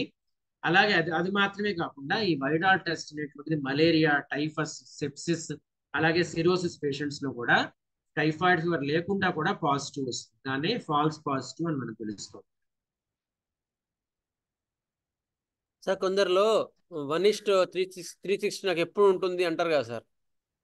1:320 అవన్నీ పాజిటివ్ అండి. అయితే మనకి ఆ ఏరియాలో ఎండమిసిటీ బట్టి కూడా మనకి మారుతూ ఉంటుంది. యూజువల్ గా అయితే మాత్రం 1:160, 1:320 ఈ రెండు కూడా పాజిటివ్. ఓకే. కానీ ఆ ఏరియా బట్టి కూడా కొన్నిసార్లు 1:160 కూడా నార్మల్ అయ్యేటువంటి అవకాశం ఉంటుంది. కాబట్టి ఏరియాలో బేస్ లైన్ గా అందరిలో ఎంత వస్తుంది అనేటువంటిది మన పేషెంట్స్ చూస్తూ ఉంటే కనుక మనకి ఐడియా వస్తుంది. అట్లా ఇప్పుడు చూసినా 1:320 ఉంటుంది అంటాడు ఆయన ఒక డాక్టర్. ఓకే, మరి అది ఎట్లా ప్రిడిక్ట్ చేయొచ్చు సార్? కానీ ఇది కానీ ఎప్పుడు బేసిక్ కానివ్వండి. ఓకే. తర్వాత బ్లడ్ కల్చర్ అనేటువంటిది గోల్డ్ స్టాండర్డ్ అన్నమాట. ఇది డెఫినెట్ గా మనకి టైఫాయిడ్ ఉందా లేదా అని తెలుస్తుంది. ఇది ఎక్కువగా ఫస్ట్ వీక్ లో చేస్తేనే బ్లడ్ కల్చర్ లో పాజిటివ్ వస్తుంది. తర్వాత వారాల్లో ఏమవుతుందంటే బ్యాక్టీరియా బ్లడ్ నుంచి వెళ్ళిపోయి వేరే ప్రదేశాల్లో అది స్టోర్ అయ్యి ఉంటుంది. అప్పుడు మనం స్టూల్ అండ్ యూరిన్ కల్చర్ చేస్తే కానీ బయటపడదు. అయితే ఫస్ట్ వీక్ లో కనుక మనం టైఫాయిడ్ ఫీవర్ ఉంది అని ఖచ్చితంగా నిర్ధారణ చేయాలి అంటే బ్లడ్ కల్చర్ అనేటువంటిది వాడాలి. తర్వాత పీసీఆర్ టెస్ట్ అనేటువంటిది కూడా ఇందాక మలేరియాకి చెప్పినట్లే టైఫాయిడ్ ఫీవర్ లో కూడా ఇది చాలా ముఖ్యమైనటువంటిది. ఇది 100% మనకి తెలియజేస్తుంది. కానీ మనం యూజువల్ గా ఇది కాస్ట్లీ టెస్ట్ అవటం వల్ల, ఇది ఎక్కువగా అన్ని చోట్ల అవైలబుల్ గా ఉండకపోవటం వల్ల దీన్ని మనం వాడడం అనమాట. కాబట్టి మనకి టైఫాయిడ్ లో ఎక్కువగా ఉపయోగపడేటువంటిది ఏంటంటే టైఫిడాట్ అనేటువంటిది, వైడాల్ అనేటువంటిది, బ్లడ్ కల్చర్ అనేటువంటిది మనకి ఎక్కువగా ఉపయోగపడుతుంటుంది. తర్వాత ఇందాక మీరు అడిగినట్టుగా చంద్రమోహన్ గారు అడిగినట్టుగా ఎందుకని వైడాల్ ఎక్కువ కంటిన్యూస్ గా ఉంటుంది అంటే అది టైఫాయిడ్ ఫీవర్ కాకపోవచ్చు, వేరే రకాల ఆ పేషెంట్ కి లివర్ ప్రాబ్లం కానీ, ఆల్కహాల్ ఎక్కువగా తాగి లివర్ లో సిరోసిస్ డెవలప్ అవుతున్నా కానీ వీటన్నిటి వల్ల కూడా వైడాల్ టెస్ట్ అలా ఎక్కువగా చూపించవచ్చు. దాన్ని మనము టైఫాయిడ్ ఫీవర్ కింద మనం పరిగణన చేయడానికి లేదు. Thank you. తర్వాత ముఖ్యమైనటువంటిది ఈ రోజుల్లో మనం చూస్తున్నటువంటిది ఎక్కువగా ఈ మస్కిటోస్ వల్ల స్ప్రెడ్ అయ్యేటువంటి ఫీవర్ డెంగ్యూ ఫీవర్. ఈ డెంగ్యూ ఫీవర్ అనేటువంటిది ఈడిస్ ఈజిప్టి మస్కిటో వల్ల వస్తుంది. యూజువల్ గా డెంగ్యూ ఫీవర్ చాలా మందిలో సెల్ఫ్ లిమిటింగ్ ఫెబ్రైల్ ఇల్నెస్, అంటే దానంతరే తగ్గిపోతుంది. కొన్ని 3 రోజులు 4-5 రోజులు ఉంటే దానంతరే తగ్గిపోతుంది. కానీ కొన్నిసార్లు ఇది కాంప్లికేట్ అయ్యేటువంటి ప్రమాదం కూడా ఉంది. ఇది డెంగ్యూ హెమరేజిక్ ఫీవర్ అని కానీ, డెంగ్యూ షాక్ సిండ్రోమ్ అని ఈ చాలా డేంజరస్ కండిషన్స్ లోకి దారితీసే ప్రమాదం ఉంది. కాబట్టి డెంగ్యూ ఫీవర్ ని మనం కరెక్ట్ గా నిర్ధారణ చేయాల్సిన అవసరం అనేది ఉంది. కాబట్టి మొట్టమొదటి వారంలో చూసినట్లయితే ఏమవుతుందంటే డెంగ్యూ వైరస్ అనేది ఆర్ఎన్ఏ వైరస్. వైరసెస్ 2 రకాలు ఉంటాయి. ఆర్ఎన్ఏ ఉన్నటువంటి వైరస్లు, డిఎన్ఏ ఉండే వైరస్లు. ఈ డెంగ్యూ అనేటువంటిది ఆర్ఎన్ఏ ఉన్న వైరస్ అన్నమాట. ఇది మొదటి వారంలో బ్లడ్ లో ఉంటుంది. ఆ తర్వాతి వారంలో మనకి ఎక్కువ కనపడదు. కాబట్టి మొదటి వారంలో కనుక మనం డయాగ్నోస్ చేయడానికి NS1 యాంటీజెన్ టెస్ట్, అలాగే నాట్ టెస్ట్, అలాగే IgM టెస్ట్, ఈ 3 ఉపయోగపడతాయి. IgM అనేటువంటిది ఇందాక మీకు చెప్పాను ఆల్రెడీ. NS1 యాంటీజెన్ అంటే ఏ ప్రేరకం అయితే ఈ యాంటీబాడీస్ ప్రొడ్యూస్ చేయడానికి కారణమవుతుందో ఆ ప్రేరకాన్ని మనం డెంగ్యూ వైరస్ లో NS1 యాంటీజెన్ అని పిలుస్తాం. అలాగే నాట్ టెస్ట్ అంటే న్యూక్లిక్ యాసిడ్ యాంప్లిఫికేషన్ టెస్ట్, అంటే ఇది కూడా ఒక PCR టెస్ట్ లాంటిది. దీంట్లో ఆ న్యూక్లియర్ మెటీరియల్ ని యాంప్లిఫై చేసి, యాంప్లిఫై అంటే దాన్ని 10 ఇంతలు 20 ఇంతలు అలా ప్రపోర్షనేట్ గా దాన్ని పెంచి వ్యాధి నిర్ధారణ చేస్తారు. అయితే మనం ఎక్కువగా నాట్ టెస్ట్ అనేటువంటిది వాడము. NS1 యాంటీజెన్, IgM టెస్ట్ అనేటువంటిది వాడతాం. వీటిలో నిర్ధారణ కాకపోతే అప్పుడు మనం నాట్ టెస్ట్ అనేటువంటిది చేయాలి. అయితే ఈ ఫీవర్ అనేటువంటిది మొదటి వారం దాటిపోతున్నప్పుడు ఏమవుతుందంటే మనకి NS1 యాంటీజెన్ అనేటువంటిది పాజిటివ్ రాదు. ఎందుకంటే అప్పుడు వైరస్ క్రమంగా బ్లడ్ నుంచి అది టిష్యూస్ లోకి వెళ్ళిపోతూ ఉంటుంది. కాబట్టి అప్పుడు మనకి NS1 యాంటీజెన్ టెస్ట్ పాజిటివ్ రాదు. అప్పుడు కేవలం IgM టెస్ట్ మాత్రమే పాజిటివ్ వస్తుంది. అలాగే IgM తో పాటు IgG కూడా మనకి రైజ్ అవుతూ ఉంటుంది. అయితే ఈ IgG అనేటువంటిది చాలా లేట్ గా మొదలవుతుంది. ఫస్ట్ IgM ప్రతి ఇన్ఫెక్షన్ లో లాగానే IgM ముందు రైజ్ అవుతుంది. తర్వాత క్రమక్రమంగా IgG అనేటువంటిది రైజ్ అవుతుంది. ఈ IgG అనేటువంటిది ఎప్పుడు మనకి హెల్ప్ చేస్తూ ఉంటుందంటే సెకండరీ డెంగ్యూ అనేటువంటి ఒక కండిషన్, అంటే డెంగ్యూ వ్యాధి తగ్గిపోయి జ్వరం వచ్చి తగ్గిపోతూ ఉండగా మళ్ళా పుంజుకుని మళ్ళా రిపీట్ అవుతూ ఉండేటువంటి పెక్యూలియర్ సందర్భాన్ని మనం ఏమంటామంటే దాన్ని సెకండరీ డెంగ్యూ ఇన్ఫెక్షన్ అంటాము. అప్పుడు డెంగ్యూ టైటర్ IgG పెరుగుతూ ఉన్నప్పుడు అది మనకి హెల్ప్ చేస్తుంది. కాబట్టి ఇవి మనము డెంగ్యూ టెస్ట్ లో వాడేటువంటి పరీక్ష. ఈ ఫీవర్ ఈ 3 మాత్రము మనకి ఉపయోగపడతాయి. ఏంటంటే NS1 యాంటీజెన్ టెస్ట్ ఒకటి, IgM టెస్ట్ ఒకటి, ఈ 2 చేయాలి. మనకి డెంగ్యూలో ఏదో ఒకటి చేస్తే సరిపోదు, 2 చేయాలి. లేదంటే కొన్నిసార్లు 3వది అంటే న్యూక్లిక్ యాసిడ్ యాంప్లిఫికేషన్ టెస్ట్ లేదా నాట్ టెస్ట్ అనేటువంటిది కూడా చేయాల్సిన అవసరం పడుతుంది. కాబట్టి 2 మాత్రం తప్పనిసరి. అదే IgM test, NS1 antigen test మొదటి వారంలో చేసినట్లయితే వాటి పాజిటివ్ వచ్చినట్లయితే కనుక మనం తప్పనిసరిగా డెంగ్యూ ఇన్ఫెక్షన్ అనేటువంటిది ఉంది అని తెలియజేస్తుంది అనమాట. సార్ డెంగ్యూ పాజిటివ్ గురించి మళ్ళీ ఒకసారి రిపీట్ చేయండి సార్. డెంగ్యూ పాజిటివ్ ఎలాంటి వాటిల్లో డెంగ్యూ పాజిటివ్ ఉందని మనం కన్ఫర్మ్ చేసుకోవచ్చు, ఎట్లా ఉంటాయి? డెంగ్యూ పాజిటివ్ దేనిలో కన్ఫర్మ్ చేసుకోవాలంటే మొదటిది బ్లడ్ టెస్ట్.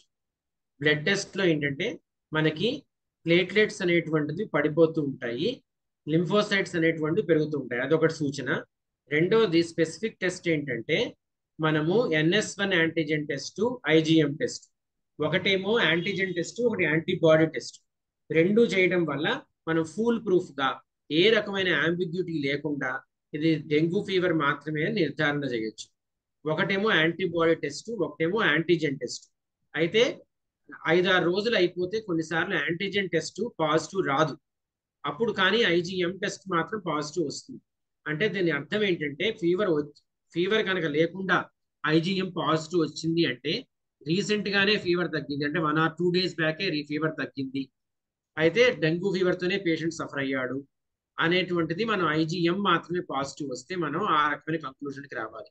2 కనుక పాజిటివ్ వస్తే పేషెంట్ కి ఇప్పుడు కూడా డెంగ్యూ ఫీవర్ నడుస్తోంది, patient is still running with dengue fever అని తెలియజేస్తుంది. NS1 యాంటీజెన్ ఒక 5-6 రోజులు తాడితే బ్లడ్ లో కనపడదు కాబట్టి అది నెగిటివ్ వస్తుంది.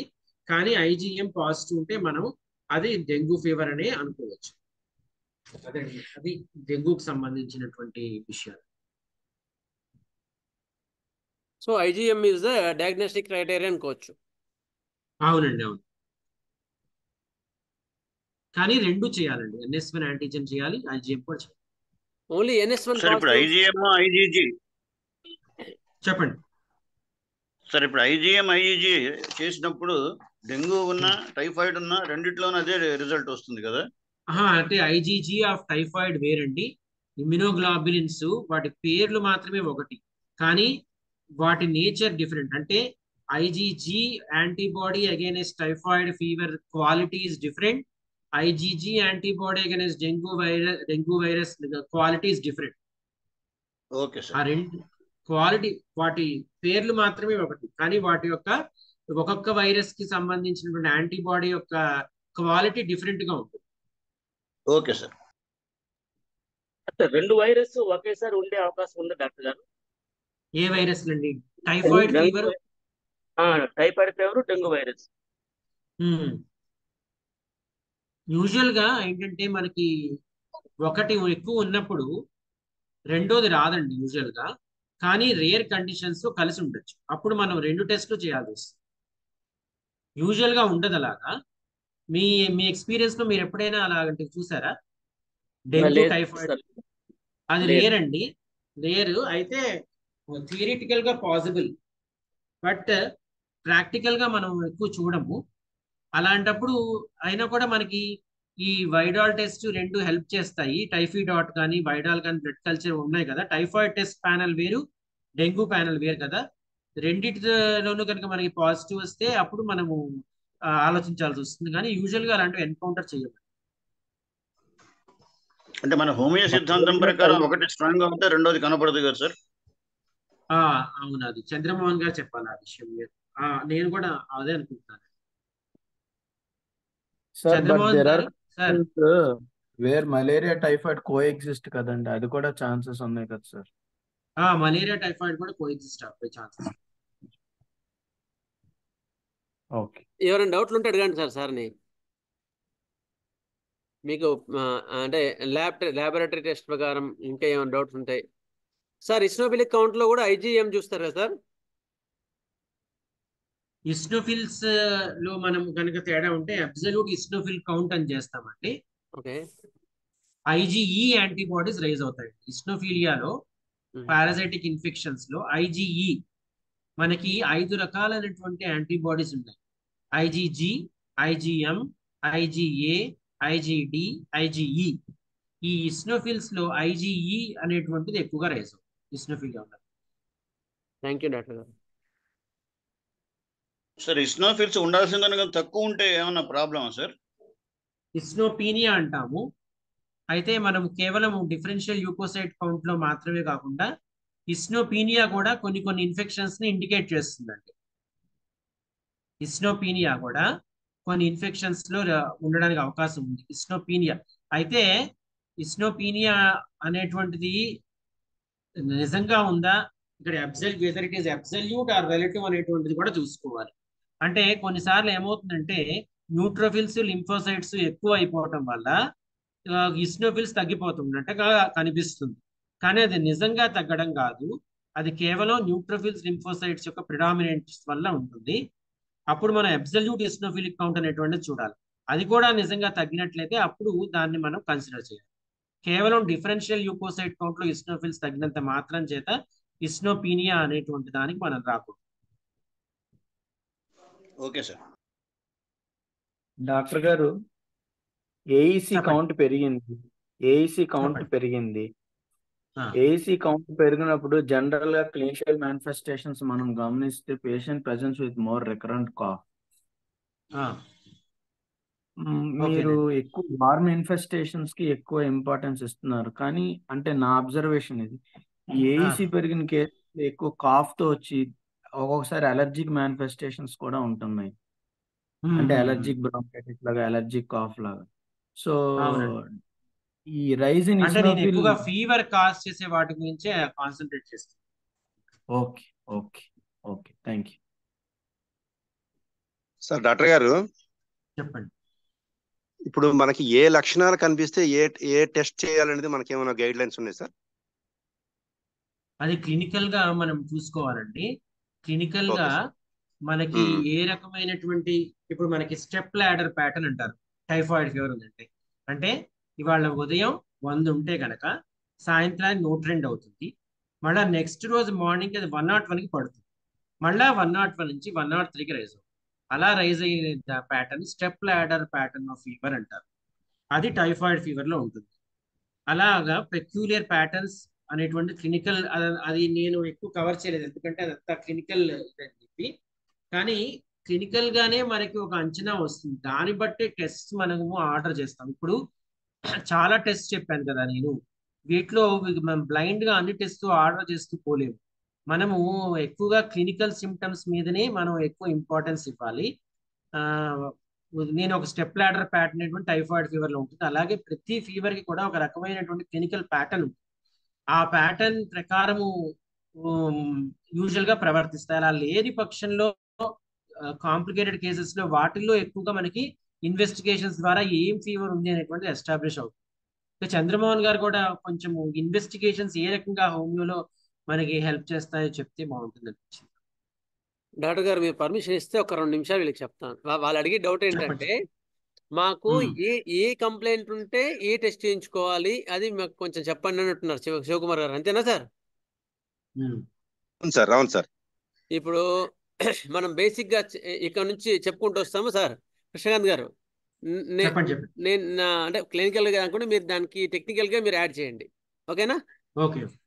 ఇప్పుడు యూరిన్ మంటతో వచ్చారు సార్, ఇప్పుడు సమ్మర్ లో కదా, యూరిన్ మంటతో వచ్చారనుకోండి, అప్పుడు సార్ నాకు యూరిన్ మంటగా వస్తుంది సార్, తగ్గట్లేదు ఒక 1 వీక్ నుంచి అన్నారు అనుకోండి, ఫస్ట్ మనం చేయాల్సింది ఏంటి అంటే సియుఈ టెస్ట్ చేస్తాం.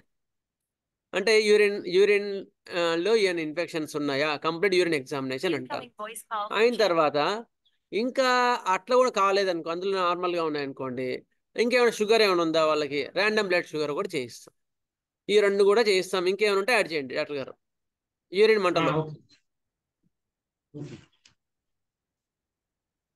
యూజువల్గా అవే చేస్తాం. ఓకేనా? నెక్స్ట్ ఇది సార్ శివకుమార్ గారు. అయిన తర్వాత జాండీస్ ఉందనుకోండి, మనకి కామెర్లో అని డౌట్ వచ్చింది, అప్పుడు ఏం టెస్ట్ చేయించాలి మనకి అంటే ఫస్ట్ మనము ప్రిలిమినరీగా చూసుకోవాల్సింది ఏంటంటే యూరిన్ పచ్చగా ఉందని వస్తారు ఎవరైనా జాండీస్లో. అందుకని ఏం చేస్తాము, సియుఈలో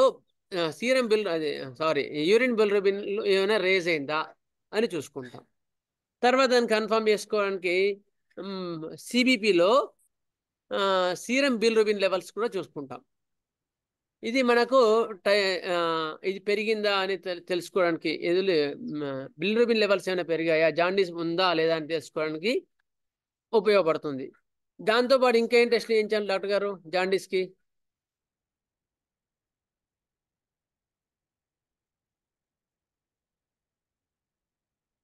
శ్రీకాంత్ గారు, only liver function, LFT liver function test కూడా చేయించుకుంటాం.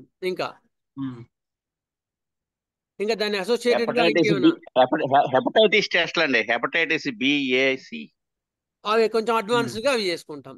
ఇంకా కరెక్టే, అడ్వాన్స్డ్ గా మళ్ళీ ultrasound abdomen sir Gauri, ultrasound abdomen, okay correct, ultrasound abdomen. మళ్ళీ అట్లా కూడా జాండీస్ ఏమైనా ఇంకా హెపటైటిస్ ఇంకేమైనా వాపు ఉందా తెలుసుకోవడానికి అల్ట్రాసౌండ్ అబ్డామిన్ లో కూడా హెపాటిక్ అంటే లివర్ ఏమైనా పెరిగిందా, first grade liver hepatitis, second grade hepatitis అట్లా చెప్తుంటారు అనమాట. ఇంకొంచెం అడ్వాన్స్డ్గా జాండీస్ పెరిగింది అనే దానికి మనకు ఫర్దర్గా అల్ట్రాసౌండ్ ఒకటి ఉపయోగపడుతుంది. ఇది సార్ శివకుమార్ గారు. ఓకేనా? ఇది మన జాండీస్లో అవసరమైన టెస్ట్లు. నెక్స్ట్ ఫీవర్స్కి వచ్చేసరికి డాక్టర్ గారు ఫస్టే చెప్పారు, సిబిపి కంప్లీట్ బ్లడ్ పిక్చర్. ఇందులో మనకి అది డబ్ల్యూబీసీస్ ఏమో పెరిగాయా, డబ్ల్యూబీసీస్లు పెరిగాయంటే ఇన్ఫెక్షన్ ఉన్నట్టు, వైరల్ ఇన్ఫెక్షన్ ఉన్నట్టు చెప్పారు ఇంతకుముందే. అయిన తర్వాత ప్లాట్లెట్స్ ఎట్లా ఉన్నాయి, ప్లాట్లెట్స్ నార్మల్గా ఉన్నాయా తక్కువగా ఉన్నాయా, ముఖ్యంగా డెంగ్యూ ఫీవర్స్లో ప్లాట్లెట్స్ కూడా జాగ్రత్తగా మనం చూసుకుంటాం, అది అందరికీ తెలుసు కదా. ఇది సిబిపిలో మనం జనరల్గా చూసుకునే విధానం. హీమోగ్లోబిన్ కొందరికి తగ్గుతుంది, చాలా సివియర్గా ఎనిమియా ఉంటుంది, అలాంటి వాటిలో రికరెంట్ ఇన్ఫెక్షన్స్ వచ్చే అవకాశాలు ఉంటాయి. అది కూడా మనం పరిగణలోకి తీసుకొని అవి టెస్టులు చేయించుకోవాల్సి వస్తుంది. ఇది సిబిపి అంటారు దాన్ని. ఇది టైఫాయిడ్లో జనరల్గా మనం ఫస్ట్ లైన్ ఆఫ్ లో చూసుకుంటాం. తర్వాత టైఫాయిడ్, మలేరియా సార్ ఇంతకుముందు చెప్పారు. టైఫాయిడ్లో మనకి 1:180, 1:160 లేకపోతే 1:320. ఇది ఏంటంటే యాంటీబాడీస్ లోడ్, యాంటీబాడీస్ లోడ్ని తెలియజేస్తుంది. వాళ్ళకి సివియర్గా ఉంది అంటే 1:320, 320 అని చెప్తారనమాట. ఎక్కువ వైరల్ లోడ్ ఉంటాయి అంటే కొంచెం టైఫాయిడ్ ఎక్కువగా ఉంది అని, ముదిరింది అని మామూలుగా మనం వాళ్ళు మాట్లాడుతుంటారనమాట. మలేరియాకి వచ్చేసరికి మలేరియా పాల్స్ఫారం పాజిటివ్ ఉందా, మలేరియా వైవాక్స్ పాజిటివ్ ఉందా, నెగిటివ్ ఉందా అని మనకు డాక్టర్ గారు అది కూడా క్లియర్గా చెప్పారు ఇంతకుముందే. ఇది జనరల్గా ఫీవర్లో మనం చూసుకోవాల్సింది. దాంతోపాటు ఫీవర్ వచ్చినప్పుడు సి రియాక్టివ్ ప్రోటీన్ అని ఇంకో టెస్ట్ ఉంటుంది. అది ఇన్ఫ్లమేషన్ ఏమైనా ఉందా, చాలా మంది పేషెంట్లు వచ్చి మనకి ఎడ్యుకేట్ చేస్తారు, సార్ సిఆర్పి పెరిగింది మంది చేయండి సార్ అని. సిఆర్పి అంటే అది లోపల ఇన్ఫ్లమేషన్ని తెలియజేస్తుంది అనమాట. ఇన్ఫ్లమేషన్ లో సిఆర్పి పెరుగుతుంది, మనం మందు కరెక్ట్గా ఇచ్చినప్పుడు సిఆర్పి కూడా డౌన్ కావాలి ఖచ్చితంగా. ఇది మనం జనరల్గా ఫీవర్లో చూసుకోవాల్సినవి. దాంతోపాటుగా సీరం బిల్డ్ జాండీస్ టెస్ట్ కూడా చేయించుకోవచ్చు. ఆకలి లేదు సార్, ఫీవర్ వచ్చినప్పటి నుంచి ఆకలి లేదు సార్ అంటుంటాడు. ఆకలి లేదు అంటుంటే మనకు డౌట్ వచ్చి మళ్ళీ సీరం బిల్లుబిన్ కూడా చేపిస్తాం. డాక్టర్ గారు ఇంకేమైనా యాడ్ చేస్తారా?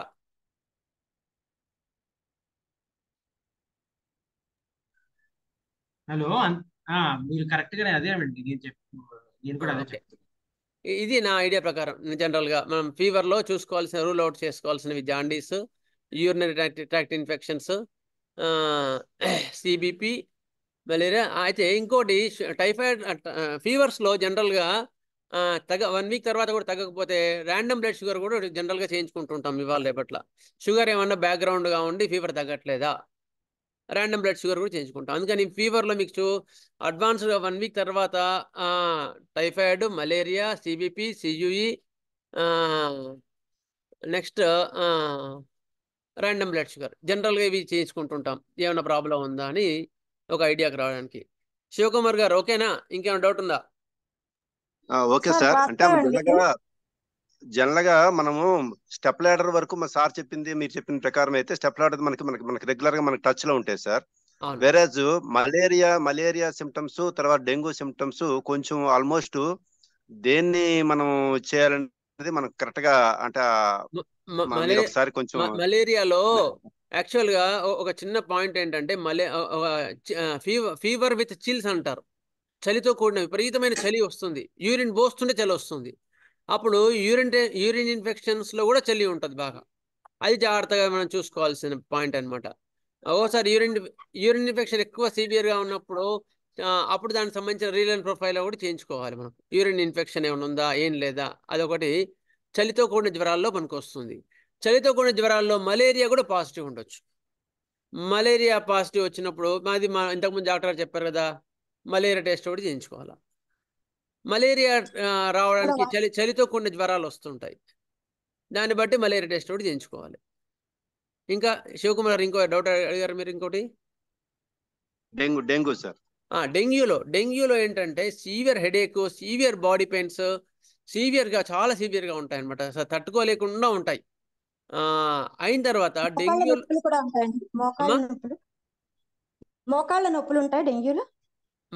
బాడీ పెయిన్స్ జనరల్గా ఉంటాయి, సీవియర్ బాడీ పెయిన్స్ ఉంటాయి, సీవియర్ హెడేక్ ఉంటుంది, హై రైజ్ ఆఫ్ టెంపరేచర్ ఉంటుంది, నీరసం, ఇవన్నీ కూడా జనరల్గా ఉండొచ్చు. అప్పుడు మనకు డౌట్ వచ్చింది అనుకోండి, డెంగ్యూ టెస్ట్ ఒకటి చేయించుకుంటాం. NS1 డెంగ్యూ టెస్ట్ అంటే వాళ్ళు చేస్తారు, NS1, IgM, IgG ఇవి చేస్తారు. దాన్ని బట్టి డెంగ్యూ పాజిటివ్ వచ్చింది అనుకోండి, మనం జాగ్రత్తగా ట్రీట్మెంట్ ఇవ్వాలి. జాగ్రత్తగా ట్రీట్మెంట్ ఇచ్చేటప్పుడు మనం జాగ్రత్తగా ఒళ్ళు దగ్గర పెట్టుకొని చూసుకోవాల్సిన కాంప్లికేషన్స్ ఏంటంటే ప్లాట్లెట్స్ ఎట్లా ఉన్నాయో చూసుకోవాలి. ప్లాట్లెట్స్ చాలా డెంగ్యూ ఫీవర్లో ఏంటంటే ప్లాట్లెట్స్ పడిపోయి ముక్కులోంచి కానీ మోషన్లోంచి కానీ యూరిన్లోంచి కానీ బ్లడ్ వెళ్ళిపోవచ్చు. అది గమనించుకొని ప్లాట్లెట్స్ కౌంట్ని జాగ్రత్తగా మానిటరింగ్ చేసుకుంటూ అవసరం ఉంటే ప్లాట్లెట్స్ ఎక్కించాల్సి వస్తుంది ట్రీట్మెంట్తో పాటు. అవసరం లేకపోతే మనం మంచి వైద్యం చేస్తే తగ్గిపోతుంది. ఓకేనా శివకుమార్ గారు? చికెన్ గినియాలో మోకాళ్ళ నొప్పులు వస్తాయి. చికెన్ గినియాలో మోకాళ్ళ నొప్పులు గట్టిగా కృష్ణకాంత్ గారు, చికెన్ గినియాలో ల్యాబొరేటరీ టెస్ట్ల కంటే కూడా క్లినికల్ ఫైండింగ్స్ ఇంపార్టెంట్ అమ్మా. చికెన్ గున్యాలని మీరు చెప్పే మోకాళ్ళ నొప్పులు స్పెసిఫిక్ గా వచ్చి చికెన్ గున్యాలు. ఓకే. ఇంకోటి మామూలు ఫీవర్స్ ఇవన్నీ అయితే కొంచెం ఒక 4 రోజులు 3 రోజులు వారం రోజులు టైం ఇస్తాయి, కొంచెం మనం అబ్జర్వ్ చేసి సిమ్టమ్స్ ని కాస్త క్లినికల్ టెస్ట్ కి వెళ్ళడానికి. కానీ కొన్ని రకాల బ్రెయిన్ ఫీవర్స్ కానీ కొన్ని ప్రమాదకరమైన జ్వరాలు ఏ లక్షణాలతో మనం ఏ టెస్ట్కి వెళ్ళాలి అనేది, కొన్ని ప్రమాదకరమైన జ్వరాలు ఉంటాయి, ఇమీడియట్ గా మనం రికగ్నైజ్ చేసుకోవాల్సి ఉంటుంది బ్రెయిన్ ఫీవర్స్. అలాంటి వాటి లక్షణాలు వాటి టెస్ట్లు కొంచెం అమ్మా యాక్చువల్గా ఏంటంటే సివియర్ హెడేక్ ఉండి బ్లరింగ్ ఆఫ్ విషన్ ఉండి విపరీతమైన నీరసం. Headache is the first and primary symptom for the encephalitis అంటారు దాన్ని. బ్యాక్టీరియల్ ఎన్సెఫలైటిస్ కానీ లేకపోతే మెనింజైటిస్ అంటారు వాటిని. మెనింజైటిస్ ఇందులో మనము బ్రెయిన్ ఫీవర్స్ అన్నారు కదా మీరు, అందులో ఫస్ట్ ఇవి సిమ్టమ్స్ చూసుకొని మనం ఏం చేసుకుంటామంటే ఈ ప్రొజెక్టైల్ వామిటింగ్స్ కూడా ఉంటాయమ్మా బాగా. కరెక్ట్. ఇవి ప్రొజెక్టైల్ వామిటింగ్స్. డాక్టర్ గారు స్క్రీన్ షేర్ ఆపేస్తారా? ఆపేస్తాం. ప్రొజెక్టైల్ వామిటింగ్ ఇది ఒక క్లినికల్ సిమ్టమ్. బ్రెయిన్ ఫీవర్స్ లో ముఖ్యంగా చూసుకోవాల్సింది ప్రొజెక్టైల్ వామిటింగ్ ఒకటి, ఇది కూడా బ్రెయిన్ సిమ్టమ్ అనమాట. దాంతో పాటుగా ఈ డయాగ్నోస్టిక్స్ మనకి ఏవైతే ఉన్నాయో బ్రెయిన్ ఫీవర్స్ లో బ్రెయిన్ సంబంధించినవి ఫీవర్ సంబంధించినవి అన్ని చేయించుకోవాలి. అయిన తర్వాత సిఎస్ఎఫ్ అని ఒకటి టెస్ట్ చేస్తారు మామూలుగా. సిఎస్ఎఫ్ అంటే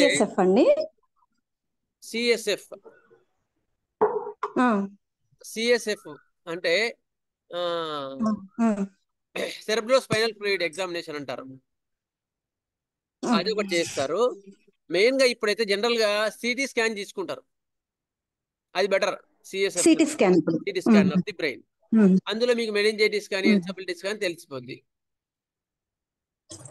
ఇంతకుముందు టైఫాయిడ్ సంబంధించిన టెస్టులు అన్ని చేయించుకోవాలి, సివిపి అవన్నీ కూడా చేయించుకోవాలి. డాక్టర్ గారు ఇంకా యాడ్ చేయండి శ్రీనాథ్ గారు. మెనింజైటిస్ లో ఇంకా ఏమైనా టెస్టులు చేస్తారా?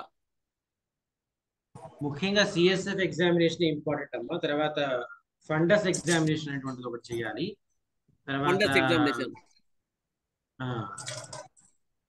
ఫండస్ ఎగ్జామినేషన్ చేయాలి, ఒకటి ఇవి చేయించుకోవాలి. సార్ యాక్చువల్గా హోమియో సిద్ధాంతం ప్రకారం మనం టెస్ట్ల మీద ఆధారపడి ట్రీట్మెంట్ చేయాల్సిన అవసరం లేదు కదా సార్? హోమియో సిద్ధాంతం ప్రకారం మనం వైద్యం చేసినా కూడా మనిషి యొక్క ప్రోగ్నోసిస్ కానీ ఇవన్నీ ఒక్కోసారి తెలుసుకోవడానికి మనకు టెస్ట్లు అవసరం. షుగర్ ఉంది, మొన్న చెప్పా కదా మీకు, కేసు కూడా క్లాస్లో చెప్పాను. కామన్ సిమ్టమ్స్ అన్కామన్ సిమ్టమ్స్ అని ఉంటాయి. కామన్ సిమ్టమ్స్ ఆఫ్ డిసీజ్, ఇప్పుడు షుగర్ ఉంది, ఆయన షుగర్కి మంది ఇచ్చాను, ఆర్సిగలం ఇచ్చాను, దాహం చూశాను, దాహం చూసి మంది ఇచ్చాను, ఆర్సిగలం తగ్గలేదు, అప్పుడు ఆ టెస్ట్ చేస్తే షుగర్ ఎక్కువ ఉంది. సో షుగర్కి కామన్ సిమ్టమ్ అది.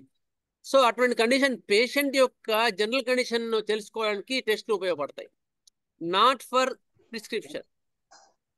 మంది ఇచ్చిన తర్వాత ఏ రూట్ లో పోతున్నాం, ఇట్ ఈస్ లైక్ కంపాస్, దిక్సూచిలాగా మనకు వస్తుంది టెస్ట్లో. అందుకని టెస్ట్లు కూడా చేయించుకుంటేనే మంచిది కొన్ని అవసరమైన కేసెస్లో. మాకు డైట్ అండ్ రెజిమెంట్ చెప్పడానికి కూడా ఉపయోగపడుతుంది. నమస్తే సార్. ఆమా, యాక్చువల్గా థైరాయిడ్ వచ్చిన వాళ్ళకి బాడీలో ఇంప్రాపర్ గా గ్రోత్ చూస్తుంటామండి. మనం థైరాయిడ్ టెస్ట్ చేయించుకోమంటే బ్లడ్ లో ఏమీ ఉండదండి థైరాయిడ్, కానీ చాలా రోజుల తర్వాత అది తెలుస్తుంటుంది బ్లడ్ లో ఉన్నట్టు. అది మామూలుగా ఎన్నాళ్ళకు తెలుస్తుంది సార్ బ్లడ్ లో థైరాయిడ్ ఉందనేసి? థైరాయిడ్ మాత్రం ఇమ్మీడియట్ గా తెలుస్తుందమ్మా. థైరాయిడ్ తర్వాత ఏం తెలియదు. గాయటర్ 2 రకాలు ఉంటాయి అక్కడ. థైరాయిడ్ అనేది గాయటర్ అనే ఒకటి ఉంటుంది, అది ప్యాథలాజికల్ గా ఉంటుంది. ఇంకొకటి ఏమో థైరాయిడ్ ప్రొఫైల్ అని ఉంటుంది, అది ఫంక్షనల్ గా థైరాయిడ్ ఫంక్షన్ ఏమైనా డిస్టర్బెన్స్ అయితే థైరాయిడ్ ప్రొఫైల్లో తెలుస్తుంది. అయితే అది ఏదైనా ఇమ్మీడియట్ గానే తెలుస్తుంది, కానీ తర్వాత ముందు తెలియకుండా తర్వాత బయటపడ్డా ఉండదు. అయితే అలోపతిలో జనరల్ గా ఏం చేస్తారంటే, మెన్సెస్ ప్రాబ్లం ఉన్నప్పుడు థైరాయిడ్ కూడా నెగిటివ్ వచ్చినప్పుడు క్లినికల్ గా థైరాయిడ్ టాబ్లెట్ కూడా స్టార్ట్ చేసి చూస్తారనమాట. అది ఒక జనరల్ క్లినికల్ వాళ్ళ యొక్క ఎక్స్పీరియన్స్ అంతే. కానీ థైరాయిడ్ ఉంటే పాజిటివ్ వస్తుంది, లేకపోతే ఏం రాదు. డాక్టర్ గారు అంతేనా శ్రీకాంత్ గారు? మనకి థైరాయిడ్ ఏంటంటే పూర్తిగా అది హైపోథైరాయిడ్ సిమ్టమ్స్ రావడానికి ముందు బాడీ వాటిని రెగ్యులేట్ చేయడానికి ట్రై చేస్తూ ఉంటుంది. కాబట్టి టీఎస్హెచ్ వాల్యూ పెరుగుతుంది. Thyroid hormones T3 T4 normal గా ఉన్నా టీఎస్హెచ్ పెరగడం అనేటువంటిది బాడీ మొత్తం థైరాయిడ్ దారిలో పెట్టడానికి చేస్తున్న ప్రయత్నంగా మనం గమనించాలి.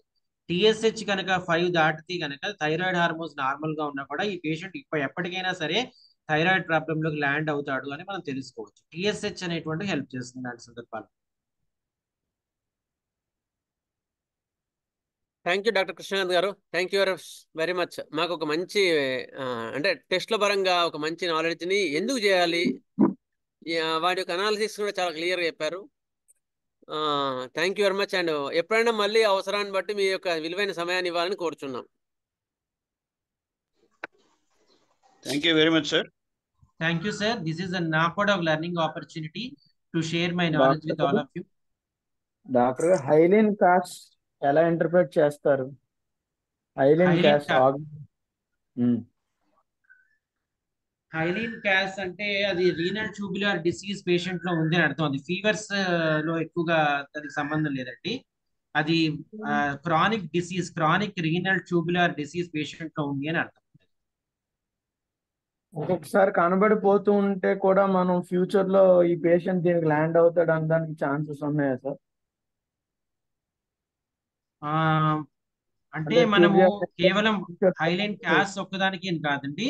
మనం అప్పుడు యూరియా, క్రియాటినిన్, తర్వాత రీనల్ ఫంక్షన్ టెస్ట్ అవన్నీ కూడా చేసుకుని ఈ పేషెంట్ ఇప్పుడు జనరల్ నార్మల్ వచ్చి వీటిని ఉంటే కనుక వాటిని మనం ఎక్కువగా ఇంత ఇంపార్టెన్స్ ఇవ్వనవసరం లేదు. Okay okay. క్రియాటినిన్ నార్మల్ అని కాస్ట్ ఉన్న వరి అవ్వక్కర్లేదు సార్. ఇంకా చిన్న విజ్ఞప్తి, నెక్స్ట్ గురువారము సన్ స్ట్రోక్ గురించి ప్రముఖ ఆయుర్వేద వైద్యులు డాక్టర్ పెరుమాల్ గారు వైజాగ్ నుంచి మనకు టైం ఇస్తా అన్నారు. వాళ్ళు సన్ స్ట్రోక్లో ఎలాంటి ఆహారం తీసుకోవచ్చు, ఎట్లాంటి దినచర్య ఉండాలి, దీనికి గ్రీష్మ ఋతుచర్య అంటారంట. దాని గురించి మనకు విపులంగా చెప్పడానికి గురువారం వస్తున్నారు. దాన్ని బట్టి మనం వినియోగించుకోవాల్సిందే కోరుచున్నాం. గురువారం రోజు ఆయుర్వేద డాక్టర్, ప్రముఖ ఆయుర్వేద డాక్టర్ పెరుమాల్ గారు అని మీకు గ్రూప్ లో పెడతాను. థ్యాంక్ యూ అండి చంద్రమోహన్ గారు. సార్ విటమిన్ డి డెఫిషియన్సీ ఉంటే ఏంటి చేయాలి sir? Sir vitamin D deficiency ఉన్నది. ఓకే, దానికి ఏంటి మన ట్రీట్మెంట్ ఎలా చేద్దాం? కాన్స్టిట్యూషనల్ ఇవ్వడమే. విటమిన్ డి ఎందుకు అబ్జర్వేషన్ తగ్గుతుంది చూసుకొని వాడి యొక్క లైఫ్ స్టైల్లో కూడా మార్చుకోమని చెప్పాలి.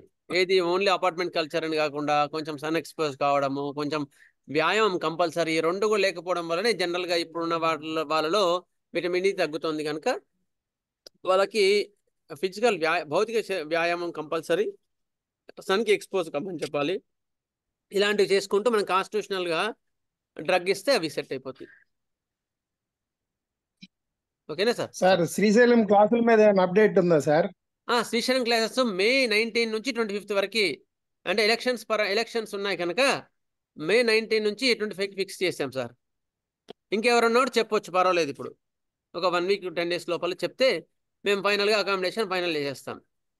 మనకు ఒక 1 మంత్ బిఫోర్ అవకాశం ఉంది కనుక ఇంకెవరైనా శ్రీశైలం క్లాసెస్కి వచ్చే వాళ్ళు ఉంటే అక్కడ హోమియోపతి జూనియర్స్కి సీనియర్స్కి చెప్తాము. హస్తసాముద్రికంలో మెడికల్ పామిస్ట్రీ అంటే ఏ రేఖల్లో మనకు లివర్ ఫంక్షన్, హార్ట్ ఫంక్షను, వాళ్ళకి ఆయుష్, లేకపోతే పిల్లల్లో జనరల్గా సంతానము, ఇవన్నీ కూడా మనకి మెడికల్ పామిస్ట్రీ అంటారు. దాన్ని మనకి డాక్టర్ పి సూర్యప్రకాష్ గారు మాకు నేర్పారు. అది మీకు షేర్ చేస్తాము. నెక్స్ట్ అయిన తర్వాత అస్ట్రాలజీ ప్రముఖ రాజుగారు, సిహెచ్ఎస్ఎన్ రాజు గారు, ఆయన పేరు చెప్పాల్సిన అవసరం లేదు.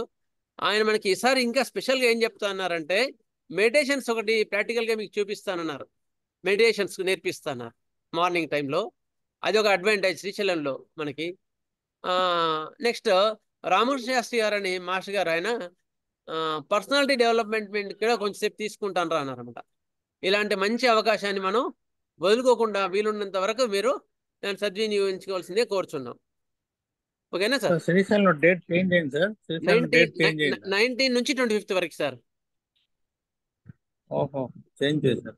19 అయితే 18th ఈవినింగ్ వచ్చిన వారికి ఎవరికి ఉంటుంటే సైట్ సీయింగ్కి వెళ్తాం అందరం. 18th ఈవినింగ్ సైట్ సీయింగ్కి వెళ్ళేసి ప్రేయర్ ఒక దగ్గర మంచి ప్లేస్లో ఎక్కడైనా ప్లేసెస్లో మేము తర్వాత ఇన్ఫార్మ్ చేస్తాం గ్రూప్లో. ఆ 18th ఈవినింగ్ ఒక దగ్గర ప్రేయర్ చేసుకుంటాం. అది ప్లాన్ జనరల్గా. Okay sir, thank you sir. Accommodation AC rooms ఉన్నాయి, ఒక హాల్ కూడా ఉంది. అక్కడికి మనకి అకామిడేషన్, ఫుడ్ అంతా అరేంజ్మెంట్ ఉంది. స్వస్తి ప్రజాభ్య పరిపాలయంతాం న్యాయేన మార్గేణ మహీం మహేషా గోబ్రాహ్మణేభ్య శోమస్తు నిత్యం లోకా సమస్త సుఖినో భవంతు లోకా సమస్త సుఖినో భవంతు. ఓం శాంతి శాంతి శాంతి. Vasudeva. Thank you sir. Thank you.